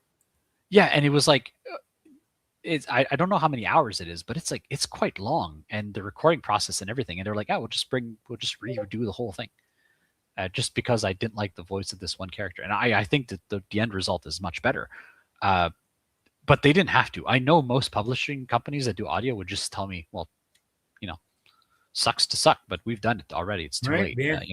And the fact that they went back and redid it, like they've earned my loyalty, like very hard just from doing that. They're just damn good. They're just so good. They're just so cool. They're just so very fun to work with. They're very very artistically focused. Okay. Are you ready? Oh boy, is there another Wilkes question? No. Oh, okay. Whew. All right. I've been reading it since it came out. I just assumed you were female. God, that happens so often. I found out you're male a few weeks ago. It took me a while to come to terms you're a dude. All right, fair enough. I get that a lot. I think a lot of female authors that wrote male characters used pseudonyms that had male names, and the reverse as well. Wait, I don't think he qualifies, Wolfnap. A Florida bird, maybe. Go ahead. Sorry. Yeah. Back to that female thing. Okay. No, it just happens. I think. I think like the big example in like fantasy is like J.K. Rowling, who like didn't include her first name so that people would assume that she was a man. That before like Harry Potter blew up and became very popular. I think Stephen King wrote a few books under a female pseudonym. I could be very wrong. The more romance ones. So they're really arguing. Fair enough. So he's born here. Technically, right? But he's from the Great White North now. Yeah, I got ice in my blood. I got the chills. I mean, we're at the bottom of the tech. We're at the bottom of messages. BJ, thanks for hanging out so long. Gary, thanks for hanging out so long. Wilkie, Brian, is Westler still around? He just wants me to screw up signing off again. It's a thing. American. Well, he does. He does. Does it? Does your American passport say Florida? I can check. Like, give me 1 second. It's like just out of reach, but I can check. So while he's doing that, just so you know, I do tons of interviews all the time. Tomorrow I'm having Butopia. He is a major presence on Discord. Florida, USA. I think my Canadian passport says Florida as well. Oh well, then you're doomed. It You're does. Florida, man. My Canadian passport says Hexagon. Florida. Butopia was on Hexagon, was on Immersive Inc. We have a really big story together that stretches back to me creating my persona on the LitRPG YouTube con Discord. So I can't wait for that. Next week, I get to interview Selkie Myth, recorded because he's so far away. That would make it tough. A constant number of interviews coming up all the time. So watch out for me. Follow my YouTube channel because, hey, it doesn't cost anything. Find me on Discord. I love talking on Discord. He does. Friend me there. Whatever. Okay, keep going. I have to make my. You got to do it, right? It's part of the job. You got to get out. You got to promote. You got. I hate promoting so much. I can't stand it. I genuinely dislike the standard promotion way that like is the way you're supposed to do things. You go out and you do the whole like. I much like these types of podcasts. Very fun. I love this. This is great. I'm enjoying myself right now. You're fun you're a good podcast host, and like podcasts in general are kind of fun because it's just yaps. But gosh, the standard way to do promotions and like the shouts and the little ads, I find whenever I'm doing them, I feel extremely inauthentic and fake, and I don't like doing them. I know that like it's part and parcel of the job. It's just normal, but gosh, do I just not like it. Good night, Broken Joker. See you, BJ. Thanks for cheating on work or whatever you had to do. Now, see, you do a lot of advertising. I do. So, I try to do it in like a very fun way, or like goofy, or like I advertise in a way that if I were part of the person that saw the ad, I would enjoy the ad. I hope that makes sense. Where it's like if when I bump into like these really fake ads, I look at them and it's like, oh yeah, okay, my eyes glaze over and I barely register what's there. So I'd much rather make an ad that's like, just, uh, interactive or like funny or just goofy or at least authentic. Like I'm not going to pretend to be something else. I'll just be like, hey guys, I'm advertising a thing. I don't know how to advertise really well. Here's my stuff. Please read it. It's got this thing that you might like in it. Well, I do a lot of diving over on Railroad. I do like to read Railroad stories as well, which is just so difficult because I've got Railroad to read. I've got my physical books to read. There's a lot at some point, right? There's just so much shit out there. Sorry, I get to say that because I'm a boomer and it's my podcast. I can say whatever I want. That's fine. That's fine. So, but I kept seeing this ad for this story, and I'm like, Jesus Christ, who is this author? He's spelling the name wrong. The name's Agatha. Agatha. And it was your Agartha Loop series. And I'm like, what the hell is that? So I didn't know until today when I was doing research that Agartha Loop was you. Yeah. Oh, Agartha. Agartha's a cool one. I don't know if you know. I never clicked on it to find out because it was like, the name's spelled wrong, damn it. I can't handle that. No, I know better. Agartha. It's this part of Christian mythology. And we're talking like Christian from like 1600s ish. 1600s. Yeah, so it's like this person who invented this whole thing about like there being a world underneath the earth, and they called it the world of Agartha, and it's like a really messed up weird thing. And there was like a kind of a cult following around it, but they were like very Christian. And it's like it's an interesting idea. And yeah, it was like, okay, it's neat. It's a neat concept. Obviously, it's not it's obviously not real. But when I was writing the Agartha loop, I had to set it somewhere, and the idea of setting it in this like or Carmine. Sorry. Yeah, setting it in this world was kind of a neat idea, I thought. That I mean, now I am a history buff. I guess my to the extent that I did Christian history before I got better, I did a lot of early Christian. Yeah. Seriously, like, back in the first century, in the second century. So overlapping before the emperor, before the Eastern Roman emperors took over and decided to organize everything. So I never heard of Agartha. No, that would be much later. I feel like I'm maybe talking out of my arse. It's been a minute since I've looked it up properly. Yeah. Oh gosh, there's like a bunch of spellings, and let me see when this is.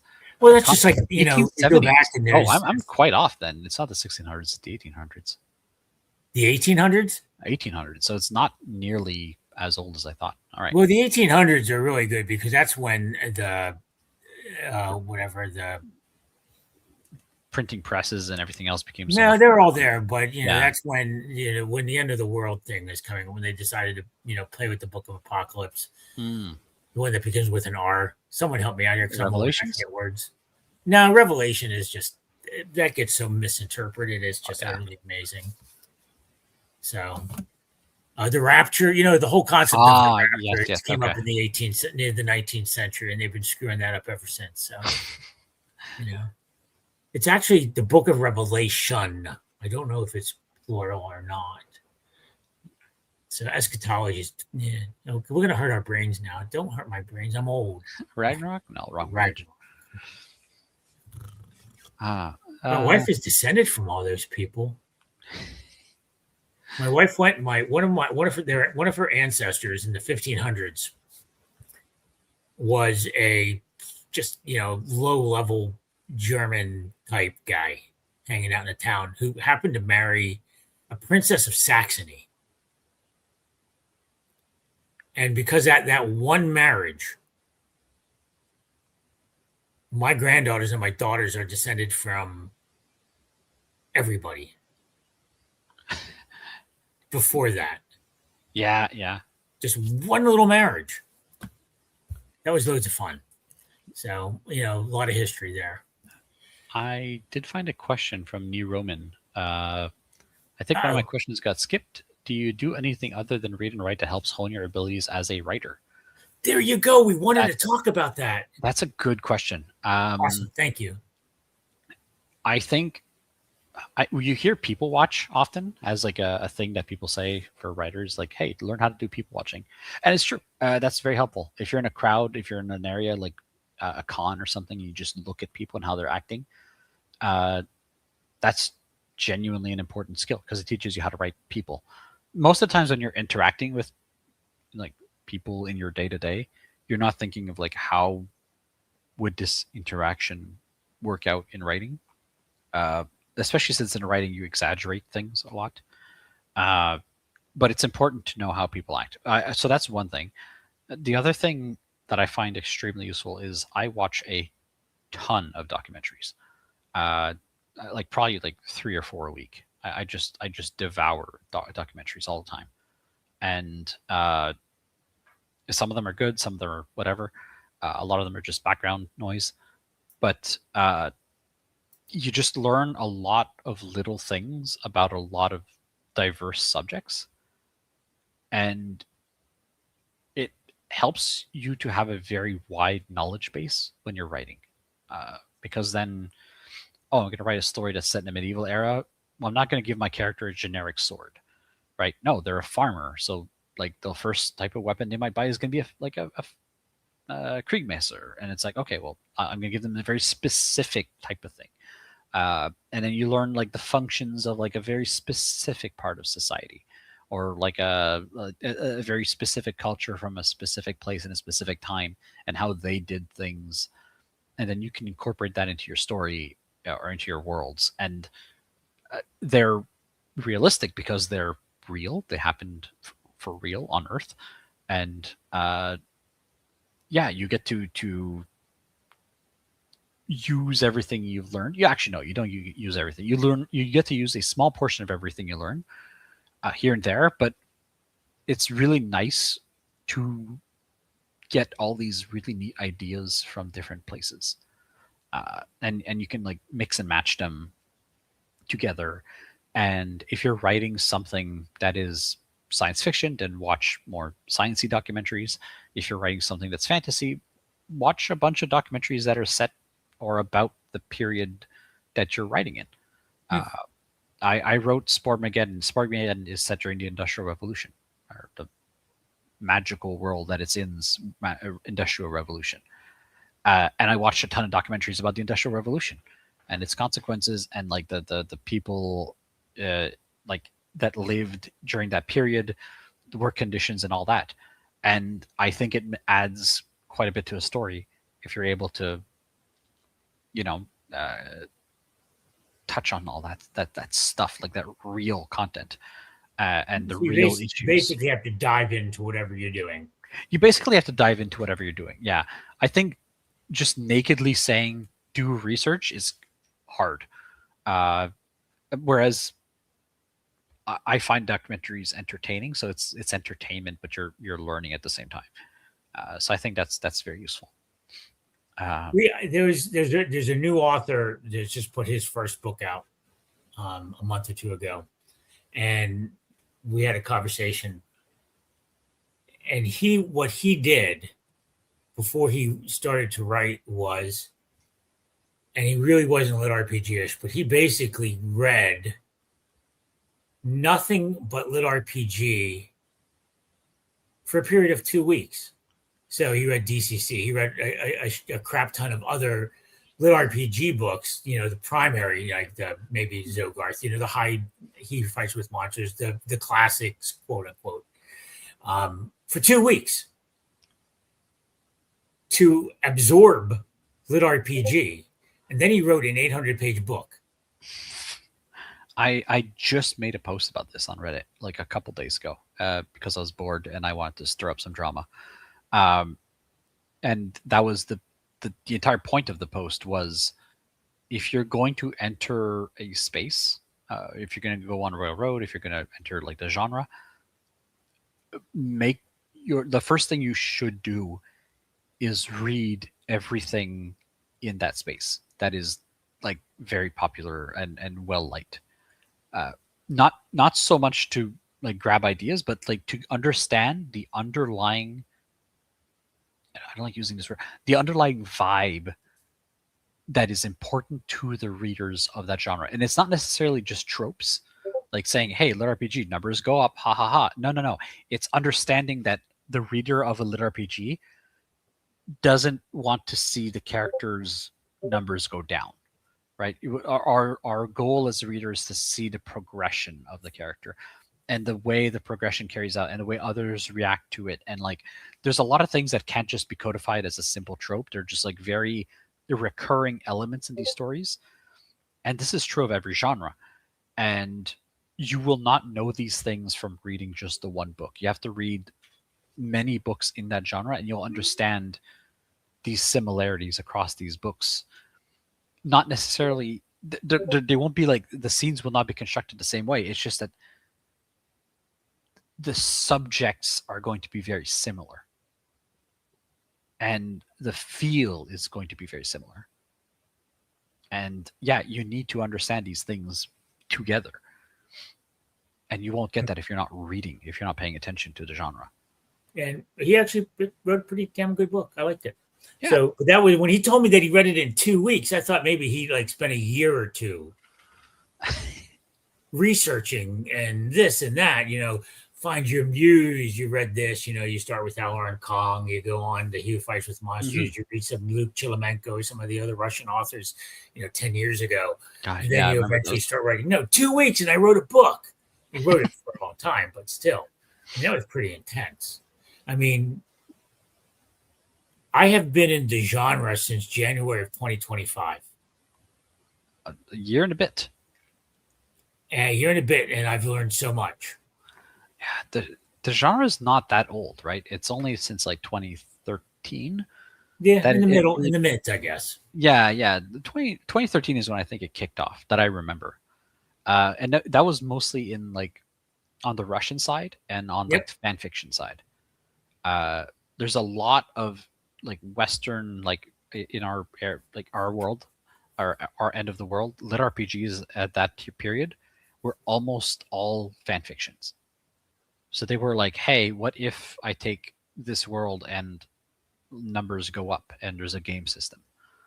So that's how lit RPGs happen. So when lit RPGs carried over to places like Royal Road and then became more popular, a lot of the tropes and like understanding of the genre came from the tropes and understanding of the genre of fan fiction.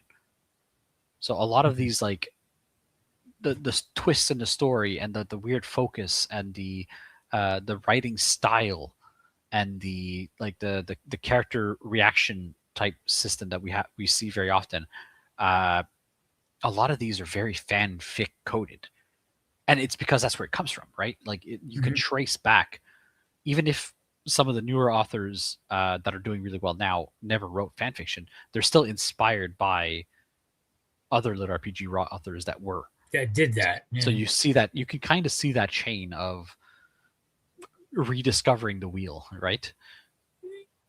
Can you remember back to the first lit RPG you read?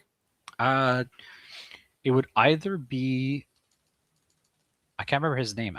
Even if I remember his name, I'm not sure I'm going to pronounce it correctly. It was something Survivor Online. It was a Russian author, and the main character was a prisoner in a VR MMO. Because VR MMO lit RPGs were quite popular at the time. Very early back then, yeah. Very early on. Slowly coming back at times too. So. It pops in. I think I don't like writing them, and I think a lot of people dislike reading them for various reasons. I think it's too gamified. Someone might easily Vasily Mahanenko. Vasily, yes, that might be it. Let me Google. Wilkie knows everything. Oh my gosh, I need to see the cover on this guy's books. Yes, Shaman. Is this it? Survival Online? Probably. Way of the Shaman. Who wrote Way of the Shaman? Way of the Shaman. You have 2 screens. I have 2 screens. I'm looking this stuff. Maybe I'm not right with that. Yes, is Survival Quest Way of the Shaman? Because the name. Well, Yes, it is. It is. Okay. I know it's Survival one of Quest the Quest early Way of the Russians. Shaman Book 1. Okay, so that's it, right? Okay, cool. There you go. Yeah, so that would be the first one of the first RPGs I read. The game also, which is a Korean manhwa, also had these like the main character has a LitRPG system in a world that doesn't have that. There's also like much older Japanese stuff like Dot Hack, which I read when I was a teenager, which is set in. It is a lit RPG, but it's missing a lot of the tropes and the things that we have in modern lit RPGs. But that's just a story set in the game world. So the characters do have levels and skills and stuff, but the focus is not as much on the progression, strangely enough. But this is like proto lit RPG, right? Like before the genre codified itself. You got to start from somewhere. It has to grow. It had to start from somewhere, right? I noticed a comment that we flew past here. From my left to whatever. I noticed sometimes the verbiage in your book strikes me as EU. So I was wondering if you're from the EU. I'm not, but I am from Canada, which is why I learned how to write and read as a little bird. And Canadian English is European English. We use BRE. Which is why he spells all his words wrong. I mean, right. You mean correctly. Yes. I put my U's where the U's go. The U's. I love the U's. I do that. I do like the U's. They're quite fun.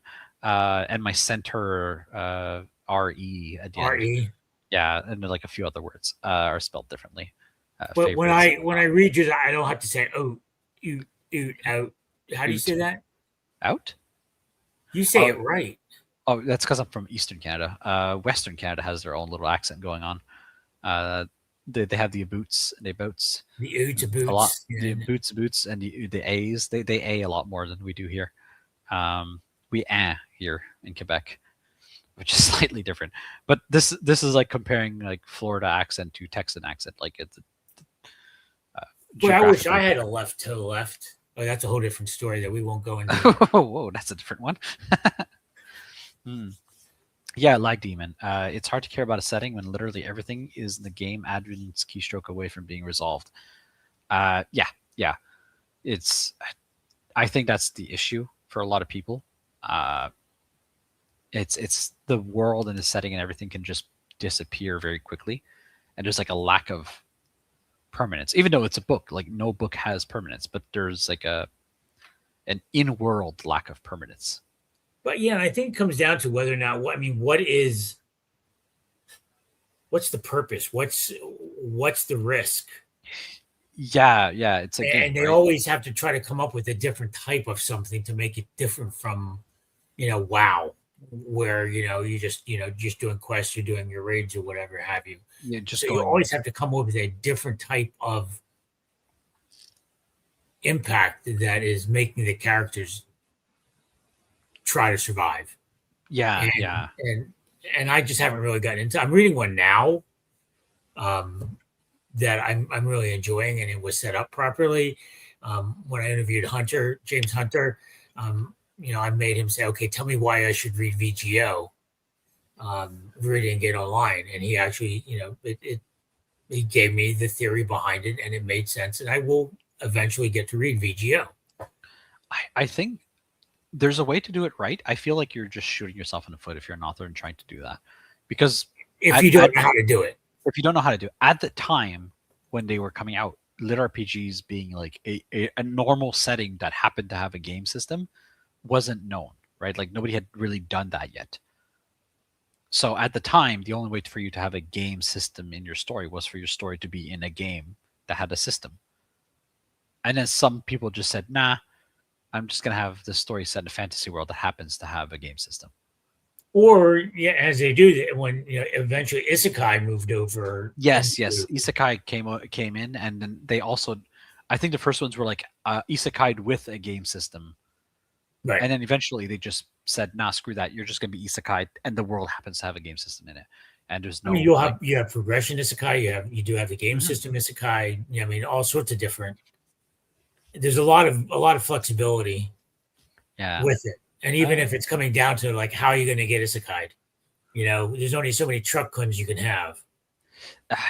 Yeah. Also, I feel like there's like a downturn recently with isekai where a lot of readers are just asking themselves why, like why the whole setup of an isekai when like just have your character be a member, like a person from the world that you're in. Obviously, the author answer to that is that having a character that's coming from our world means that they have our values, and they need everything explained to them,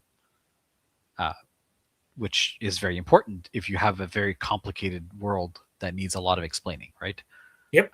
So, hey, how do levels work is not a question that a person who's had levels since they were a child would ask. Carmen asked, "Are comedy? Yeah. Oh, well, let's see. Are comedy LitRPG stories doomed to be popcorn stories? I don't think so.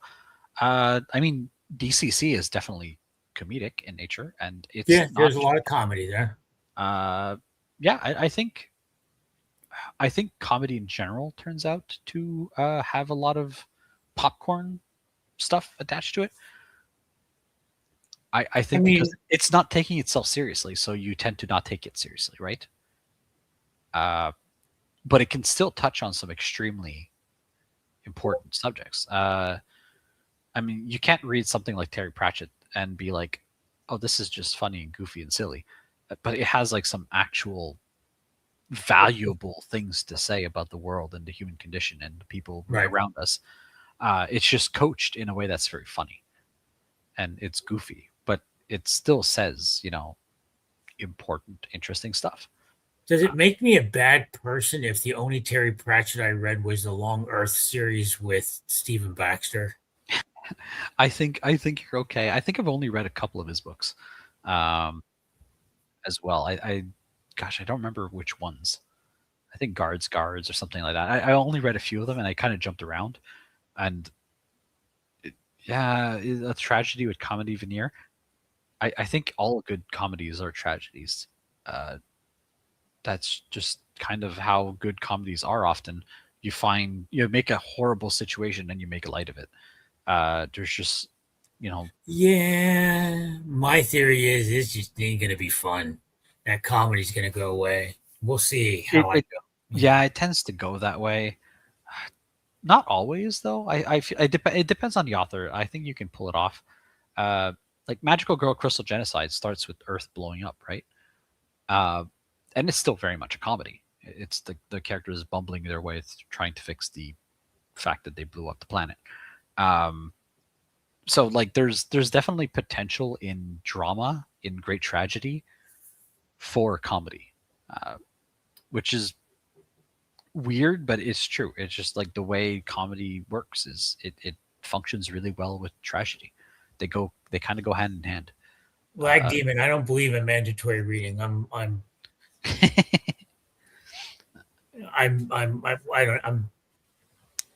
passive aggressive, so I tend to stay away from all that. Like I'll probably never read Brandon Sanderson. Oh my god!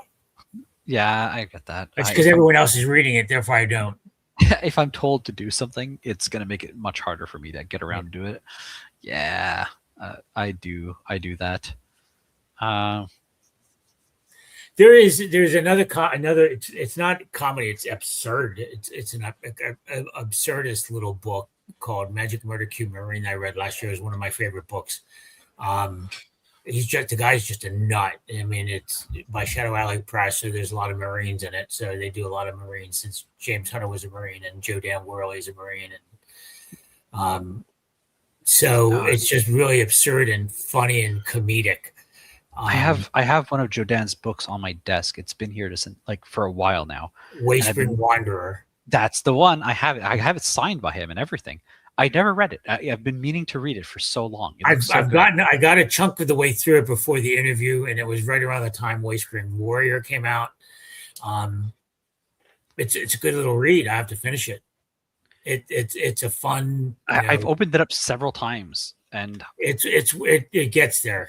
It just seems good. And like Joe Dan was such an interesting guy to chat with, that I if he's going to be at LitRPG Con, I'm definitely going to read his book. Just so I think he's planning on it. So he's planning on. Okay, well now I have to read his book so I can. and his interview is up, and I gave my interview over to William Merle, who works for Shadow Alley, and he made a few shorts. He just posted over on the Shadow Alley Facebook page. So if you want to go listen to some of that interview with Joe Dan talking, he's a brilliant guy to talk to. Like he's funny too.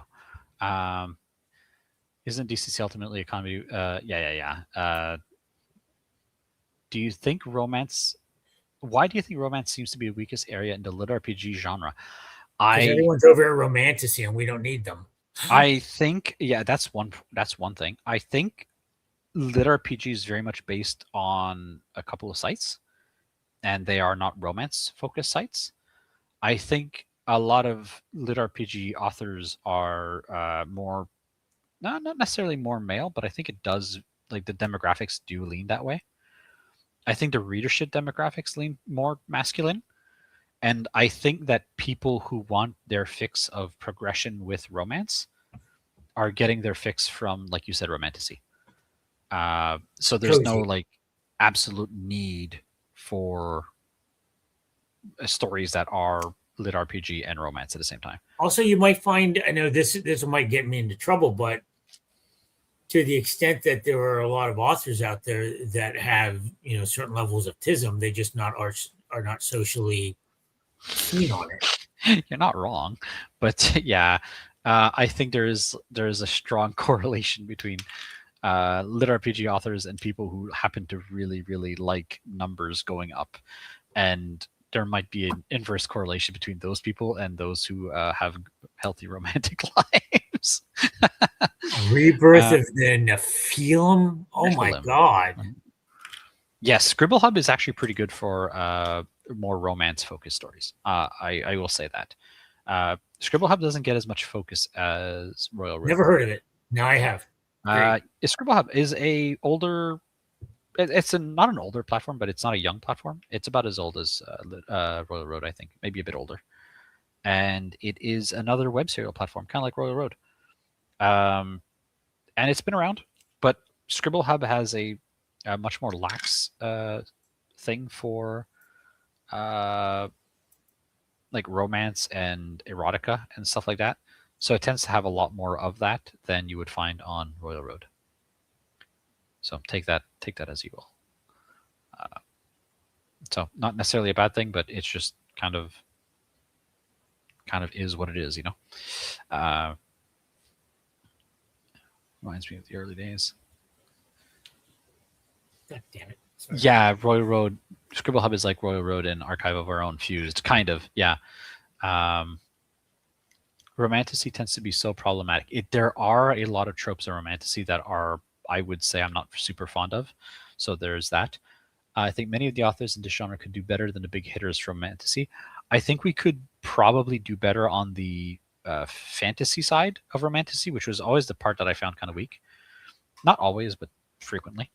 And I think we could do better on the progression side. I'm not sure if it needs to be LitRPG, but I think there's a very real possibility that like romantic progression fantasy is going to become more popular. I'm not sold on the idea of romantic LitRPG specifically. Like, well, it could happen. Like, there's no reason not to. It's just that LitRPG as an element takes up a lot of space on the page. And one of the things that we all is that, again, it goes back to the Venn diagram. All of LitRPG falls under progression fantasy because there's always progression, there's always increase, there's always movement. Mm-hmm. But not all progression fantasy has the LitRPG elements into it. So there's a lot of adjacencies to what we would consider the genre of LitRPG. Yes. And one of them would be the cozies, be it Roland, be it Travis.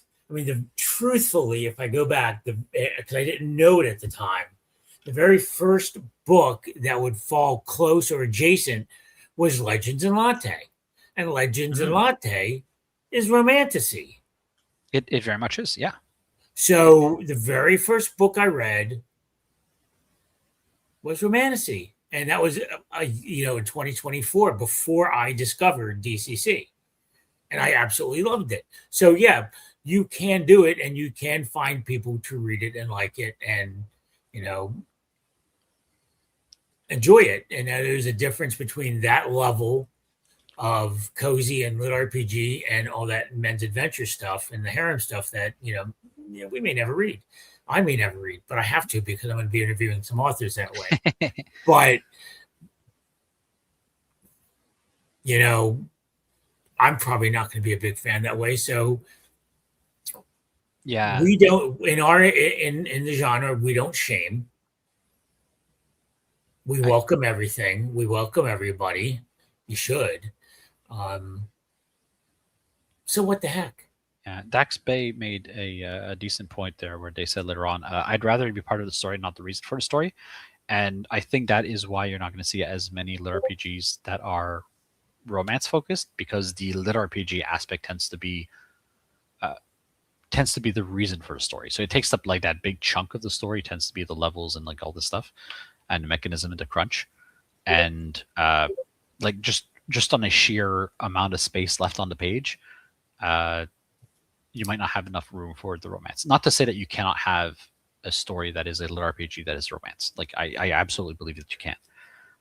I wrote Heart of Darkness a while ago, and it is a cute romance story, found family type of story. It is a lit RPG, but it isn't anymore.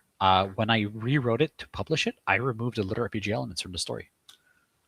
And what story is that? Heart of Darkness. It was a romance lit RPG, but the lit RPG elements kept getting in the way. And what do you call it now? It's just a romantasy now, I suppose. It's a fantasy romance story. So yeah, like it just. God, Jason, there you go. Do you really think? Find love together. Jason is going to be able to. Jason will become Clive's wife. Oh, you think?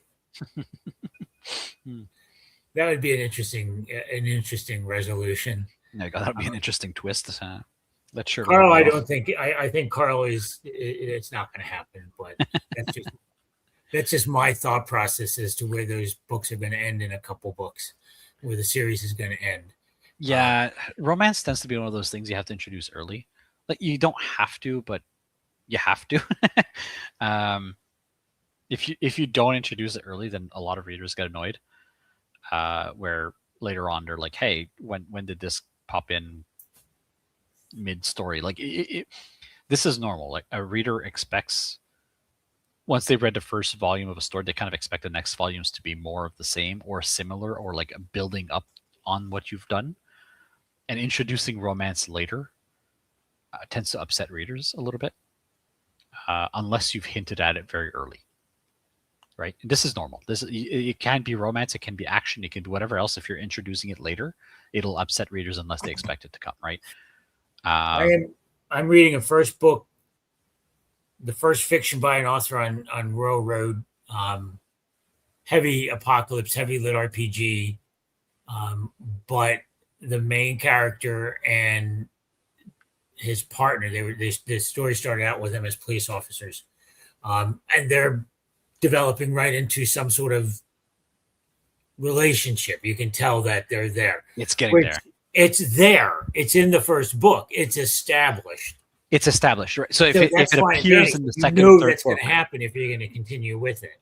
Yes, I think from another thing that's very important, like with regards to that, is as an author, the will they, won't they is such a powerful motivator for readers to come back and continue reading whatever you've written. That sometimes it's in your best interest to just keep on, 750 plus chapter romance. Yeah. If you introduce romance, the reader's not expecting it. The reader's going to be upset, and frankly, rightly so. If the reader is expecting romance, then you can kind of tease the reader for a while with it. There's limits to it, obviously. If you go too far, then to just annoy the reader. But yeah, you can eventually introduce, hey, there's romance. You're expecting it now. Will they? Won't they? Will they? Won't they? Will they? Won't they? Until something happens. Oh my God! What did he know? He knew that we were talking about him.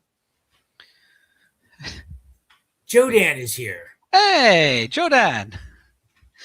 What are you talking about, Jodan? We were talking shit just a minute ago. How are you doing? What's going on, Jodan? Yo. Anything to say to us? We're just saying how we haven't read your book.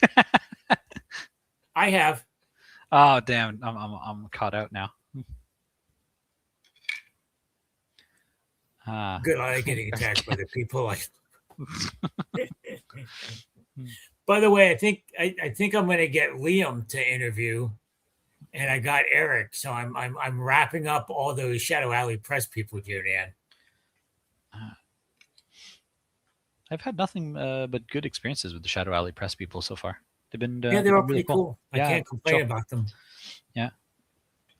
To be fair, most of the publishers, barring a few notable, very loud, very dramatic examples, in our sphere have been pretty good.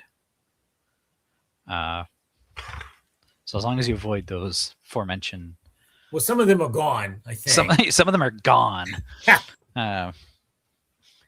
That was quite dramatic. That was a lot of fun. Thank you for joining. Go follow me. Go find me on Discord and YouTube. You were a great part of this tonight, and I would love to have you in more of my future. Sure thing. shows. I would love to participate. If you're ever looking for someone else to yap with for a few hours, just let me know. And thank you everybody that left comments. I appreciate it. It made this really fun. I love the Q&A. I wasn't leaving. I was just telling Carmen that she's leaving. Oh, okay. I thought you were like leading up to the end. I was like, all right, I'll go to bed then. Fine. No, I mean, I'm tired as I'll get out. But thank God I don't work tomorrow. But I do have. I just got a text a few minutes ago from the thing I was going to do tomorrow, and they said, hey, we're not doing it in the morning. So I have even more time than I expected. There you go. Let's go. I will take it. But yeah. Oh my God, not one of those where you have to get all my authors. You can just. There's way too much to read. What I did last year, I started reading when I entered the genre. I typed in LitRPG in Facebook, and found He Who Fights with Monsters, Primal Hunter, Will Wright, all the normal ones that everyone, names, the big names everybody tosses out. So I started reading them. I've progressed well beyond that. In the LitRPG con, I met Jay Krause, Sour Patch Hero. It's kind of wild to me that a whole bunch year of you started reading LitRPG, you went to a con. And then at that point I said, okay, I have to read con people. I want to read the people who are going to be at the con. So that got me expanding who I read. So that was loads of fun. Did we lose, or is everyone still there? I'm still here. Okay, fine. I just wanted to. Taking my ball and I'm going home. Book one. So is James Hunter still going to let you publish that third book, or what? Holy crap! 300 books. Honestly, yeah. Jesus, I read 65 books last year, and I thought I was doing well.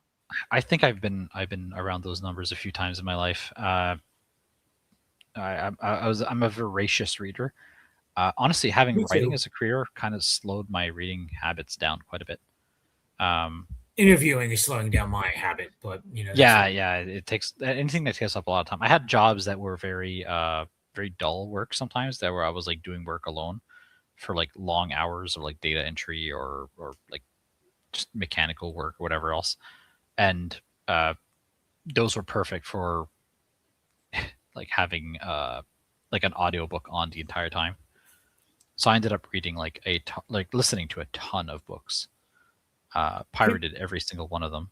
and you probably should go back and Don't pay a don't few admit odds to for that. entertainment. Oh yeah, sorry. I mean, you guys misheard. You misheard. People do that. People do keep track of the books they read, on Audible or wherever have you. Audible supplies that. I usually don't, but I have a show every other week called the Rec and PopPop Show, where Reckwell, who's an author, and we both sit down and we chat for an hour. They made me count the number of books I read in my first year. Rec is the author of that Stumbling Up. slime. Stumbling. Yes. Yeah. The banana slug, not slime, a banana slug. Banana slug. All right. Rec was. I met them. They were super cool. Huzzah. He was the first person I met. I was one of his very first follower fans a year ago. Oh, he's super personable, very charismatic. Yeah. I annoy the shit out of him. Yeah. But it's because of my charm. It just can't it's because of your charm, right? Got right, a ton of charm. So much charm, overflowing with it, even.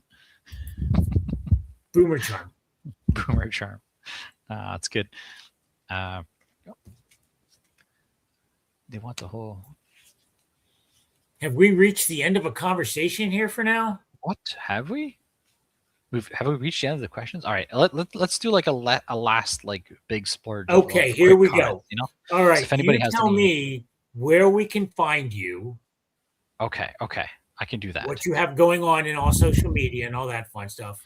All right. I'm kind of a anti-boomer. I have a whole Reddit thing going, and I have Discord, and I avoid all other social media.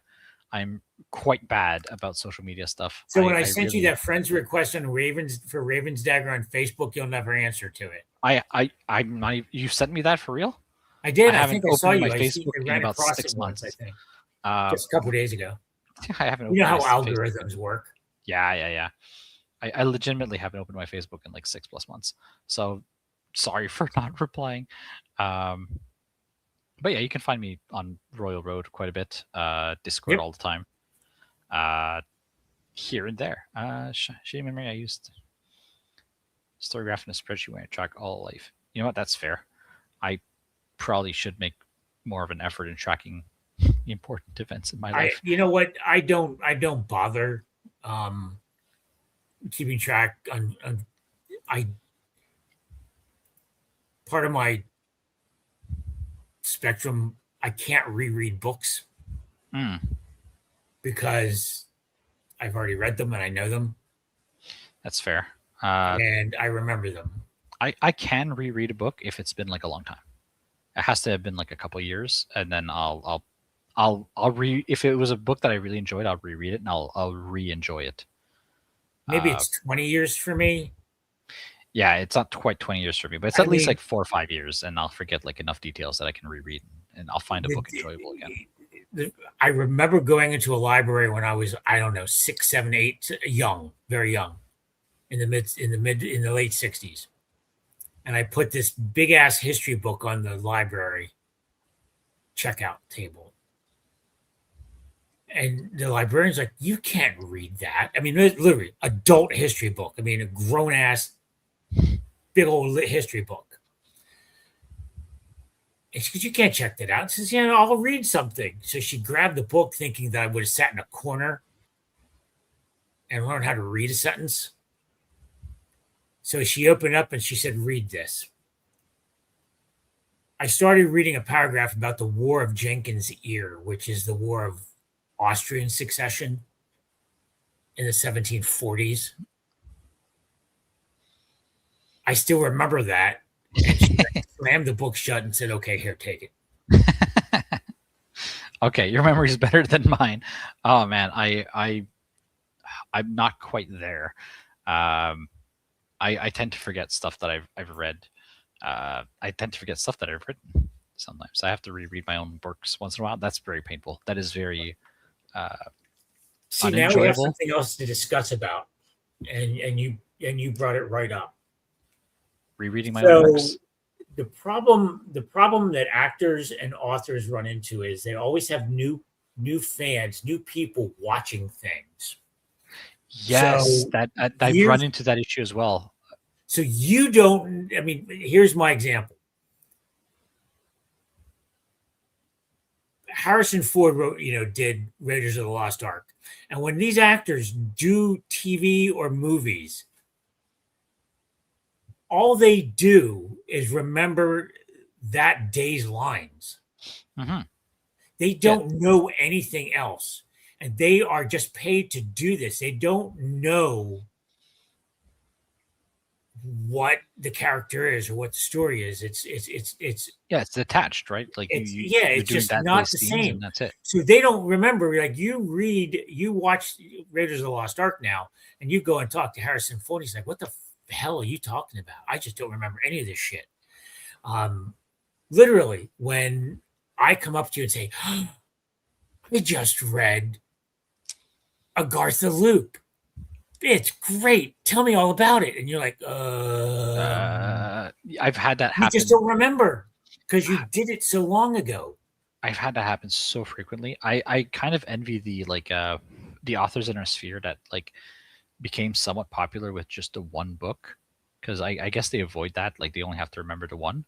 I have some readers that come up to me and they're like, "I love this book that you wrote 5 years ago," and I barely remember like some major details. I don't remember the main character's name sometimes, and it's like,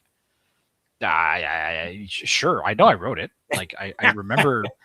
Right. I remember the process, but don't ask me like, "Oh, on September 15th, what did you write?" I don't know. I just writing the story. Why did you choose to do this specifically at this point? Yeah, and it's like I don't know. I don't know. If you'd asked me the day of, I would have given you a coherent answer. But it's been so long that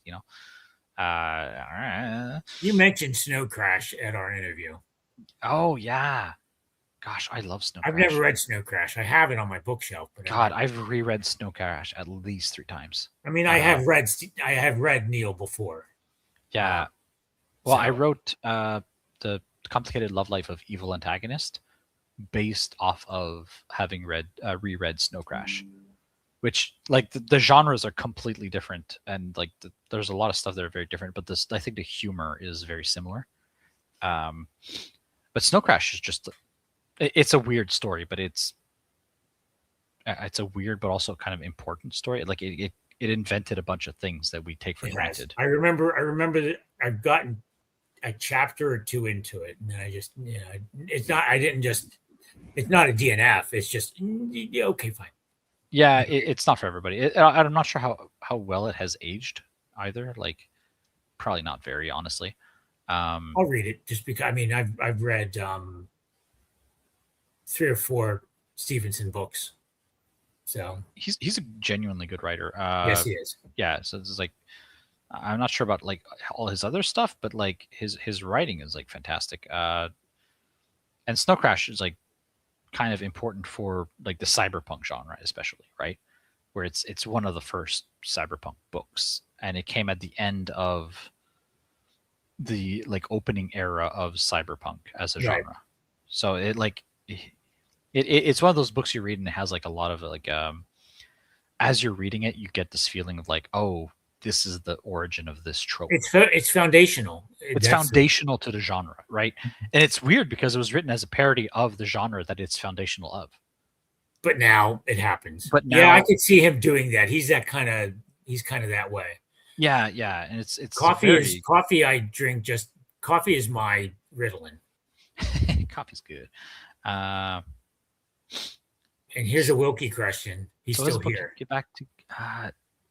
There's a few fanfics that I reread every so often because they're just so casual and easy. Welcome and back, Green Hexagon.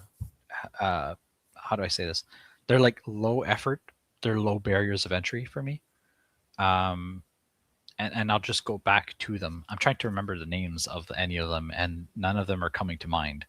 Which is Prison of Glass is one that I've reread like a dozen times, and it's just a story that has like this charming way of being written that I've never been able to replicate. And can't yeah, that I have can't. the opposite issue where I will read a book over and over until I have it almost memorized.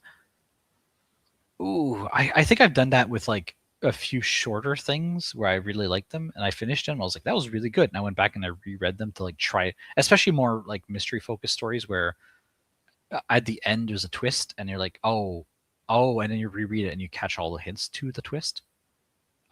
Those are very fun to reread, but like I'm never to the point of memorization, and never more than like twice. I can't do it because It's just whenever not I entertaining, start, right? it's like, oh yeah, I've done this. I know. Mm-hmm. I mean, if it's a book I haven't read for 20 years, I pick it back up. Oh, I know. Yeah, it comes back out. I mean, it just, yeah. I kind of like that feeling though. memory. That weird, like your brain kind of like fogs up for a moment, and then you're like, oh my gosh, now, and all of a sudden it all comes back to you. I love that weird, that feeling that has. Yeah. It's a very peculiar feeling. And I guess you could have it from watching an old movie or something like that. But yeah, it's an interesting. Wilkie feeling. apparently reads things over and over and over and over and over. Go back to Anne's House of Dreams. Anne's House of Dreams. Never heard of it. Never heard of it. All right.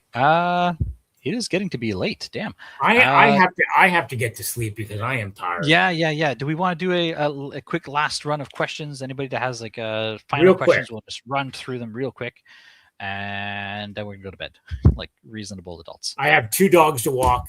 There you go. I promised them. No. Duke's hanging out on the bed back there. Oh, there you go. Duke. I have Molly over here. She's just snoozing on the floor. Someone's out in the living room. Thank you for what you do. Thank you. My pleasure, Joe Dan. I love doing it. You know thanks, that. Joe. You were an absolute pleasure to talk to. Thank you. So yeah, that was just really fun. I had a great time tonight. We will see each other at LitRPG Con. I hope you. I bought my plane tickets and I got my hotel room, so I'm definitely going to be there because neither of those are refundable. There you go. So, barring disasters, I should be there. Yay! Again, tomorrow night I have Buttopia. Fun stories going on there. What the hell? Hold on. I do see a bunch of questions. If I like fluff, should I read head pats? If you like warm, then you're going to love head pats. And if you like fluff.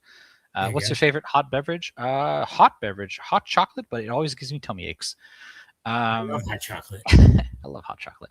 So when it's really cold out, it's nice. As a professional lurker, I appreciate you. Oh, thank you, professional lurkers. You're the best. See you on Discord. See you later. And I look forward to meeting you here at LitRPG Con. I guess I have to track you down over there. I'm there. You'll see me on the Discord at LitRPG Con. Yeah, I'm looking forward to things. I was the first non-author to join the LitRPG Con Discord.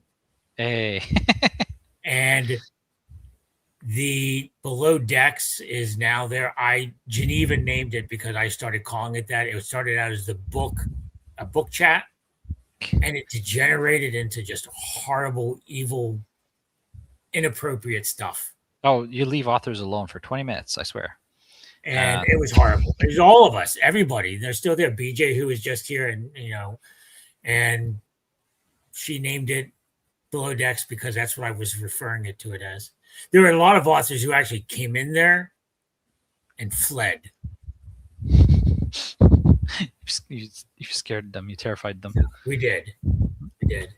So that's that.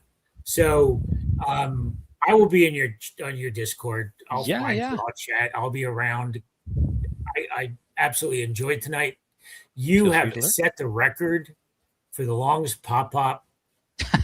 There you go. Conversation. You beat. Let's go. He's a hunter. All right. Let him know that I beat his record. I will. I messaged him earlier tonight for another interview that we have. I see how it is. He's going to go even longer. Then I have to come back. No. You know what? Oh no. No. That's how it is. Yeah, it's with Rec, and Rec is very anal. They pronouns. Fudge. I forget people's pronouns all the time. I feel don't. bad about I it too. really, I do my best. I try to correct myself. They limit themselves now. But last night they had Marissa Hunter or Marissa somebody, and he was going. They went for about an hour and a half. God damn it! I suck. Boomers suck.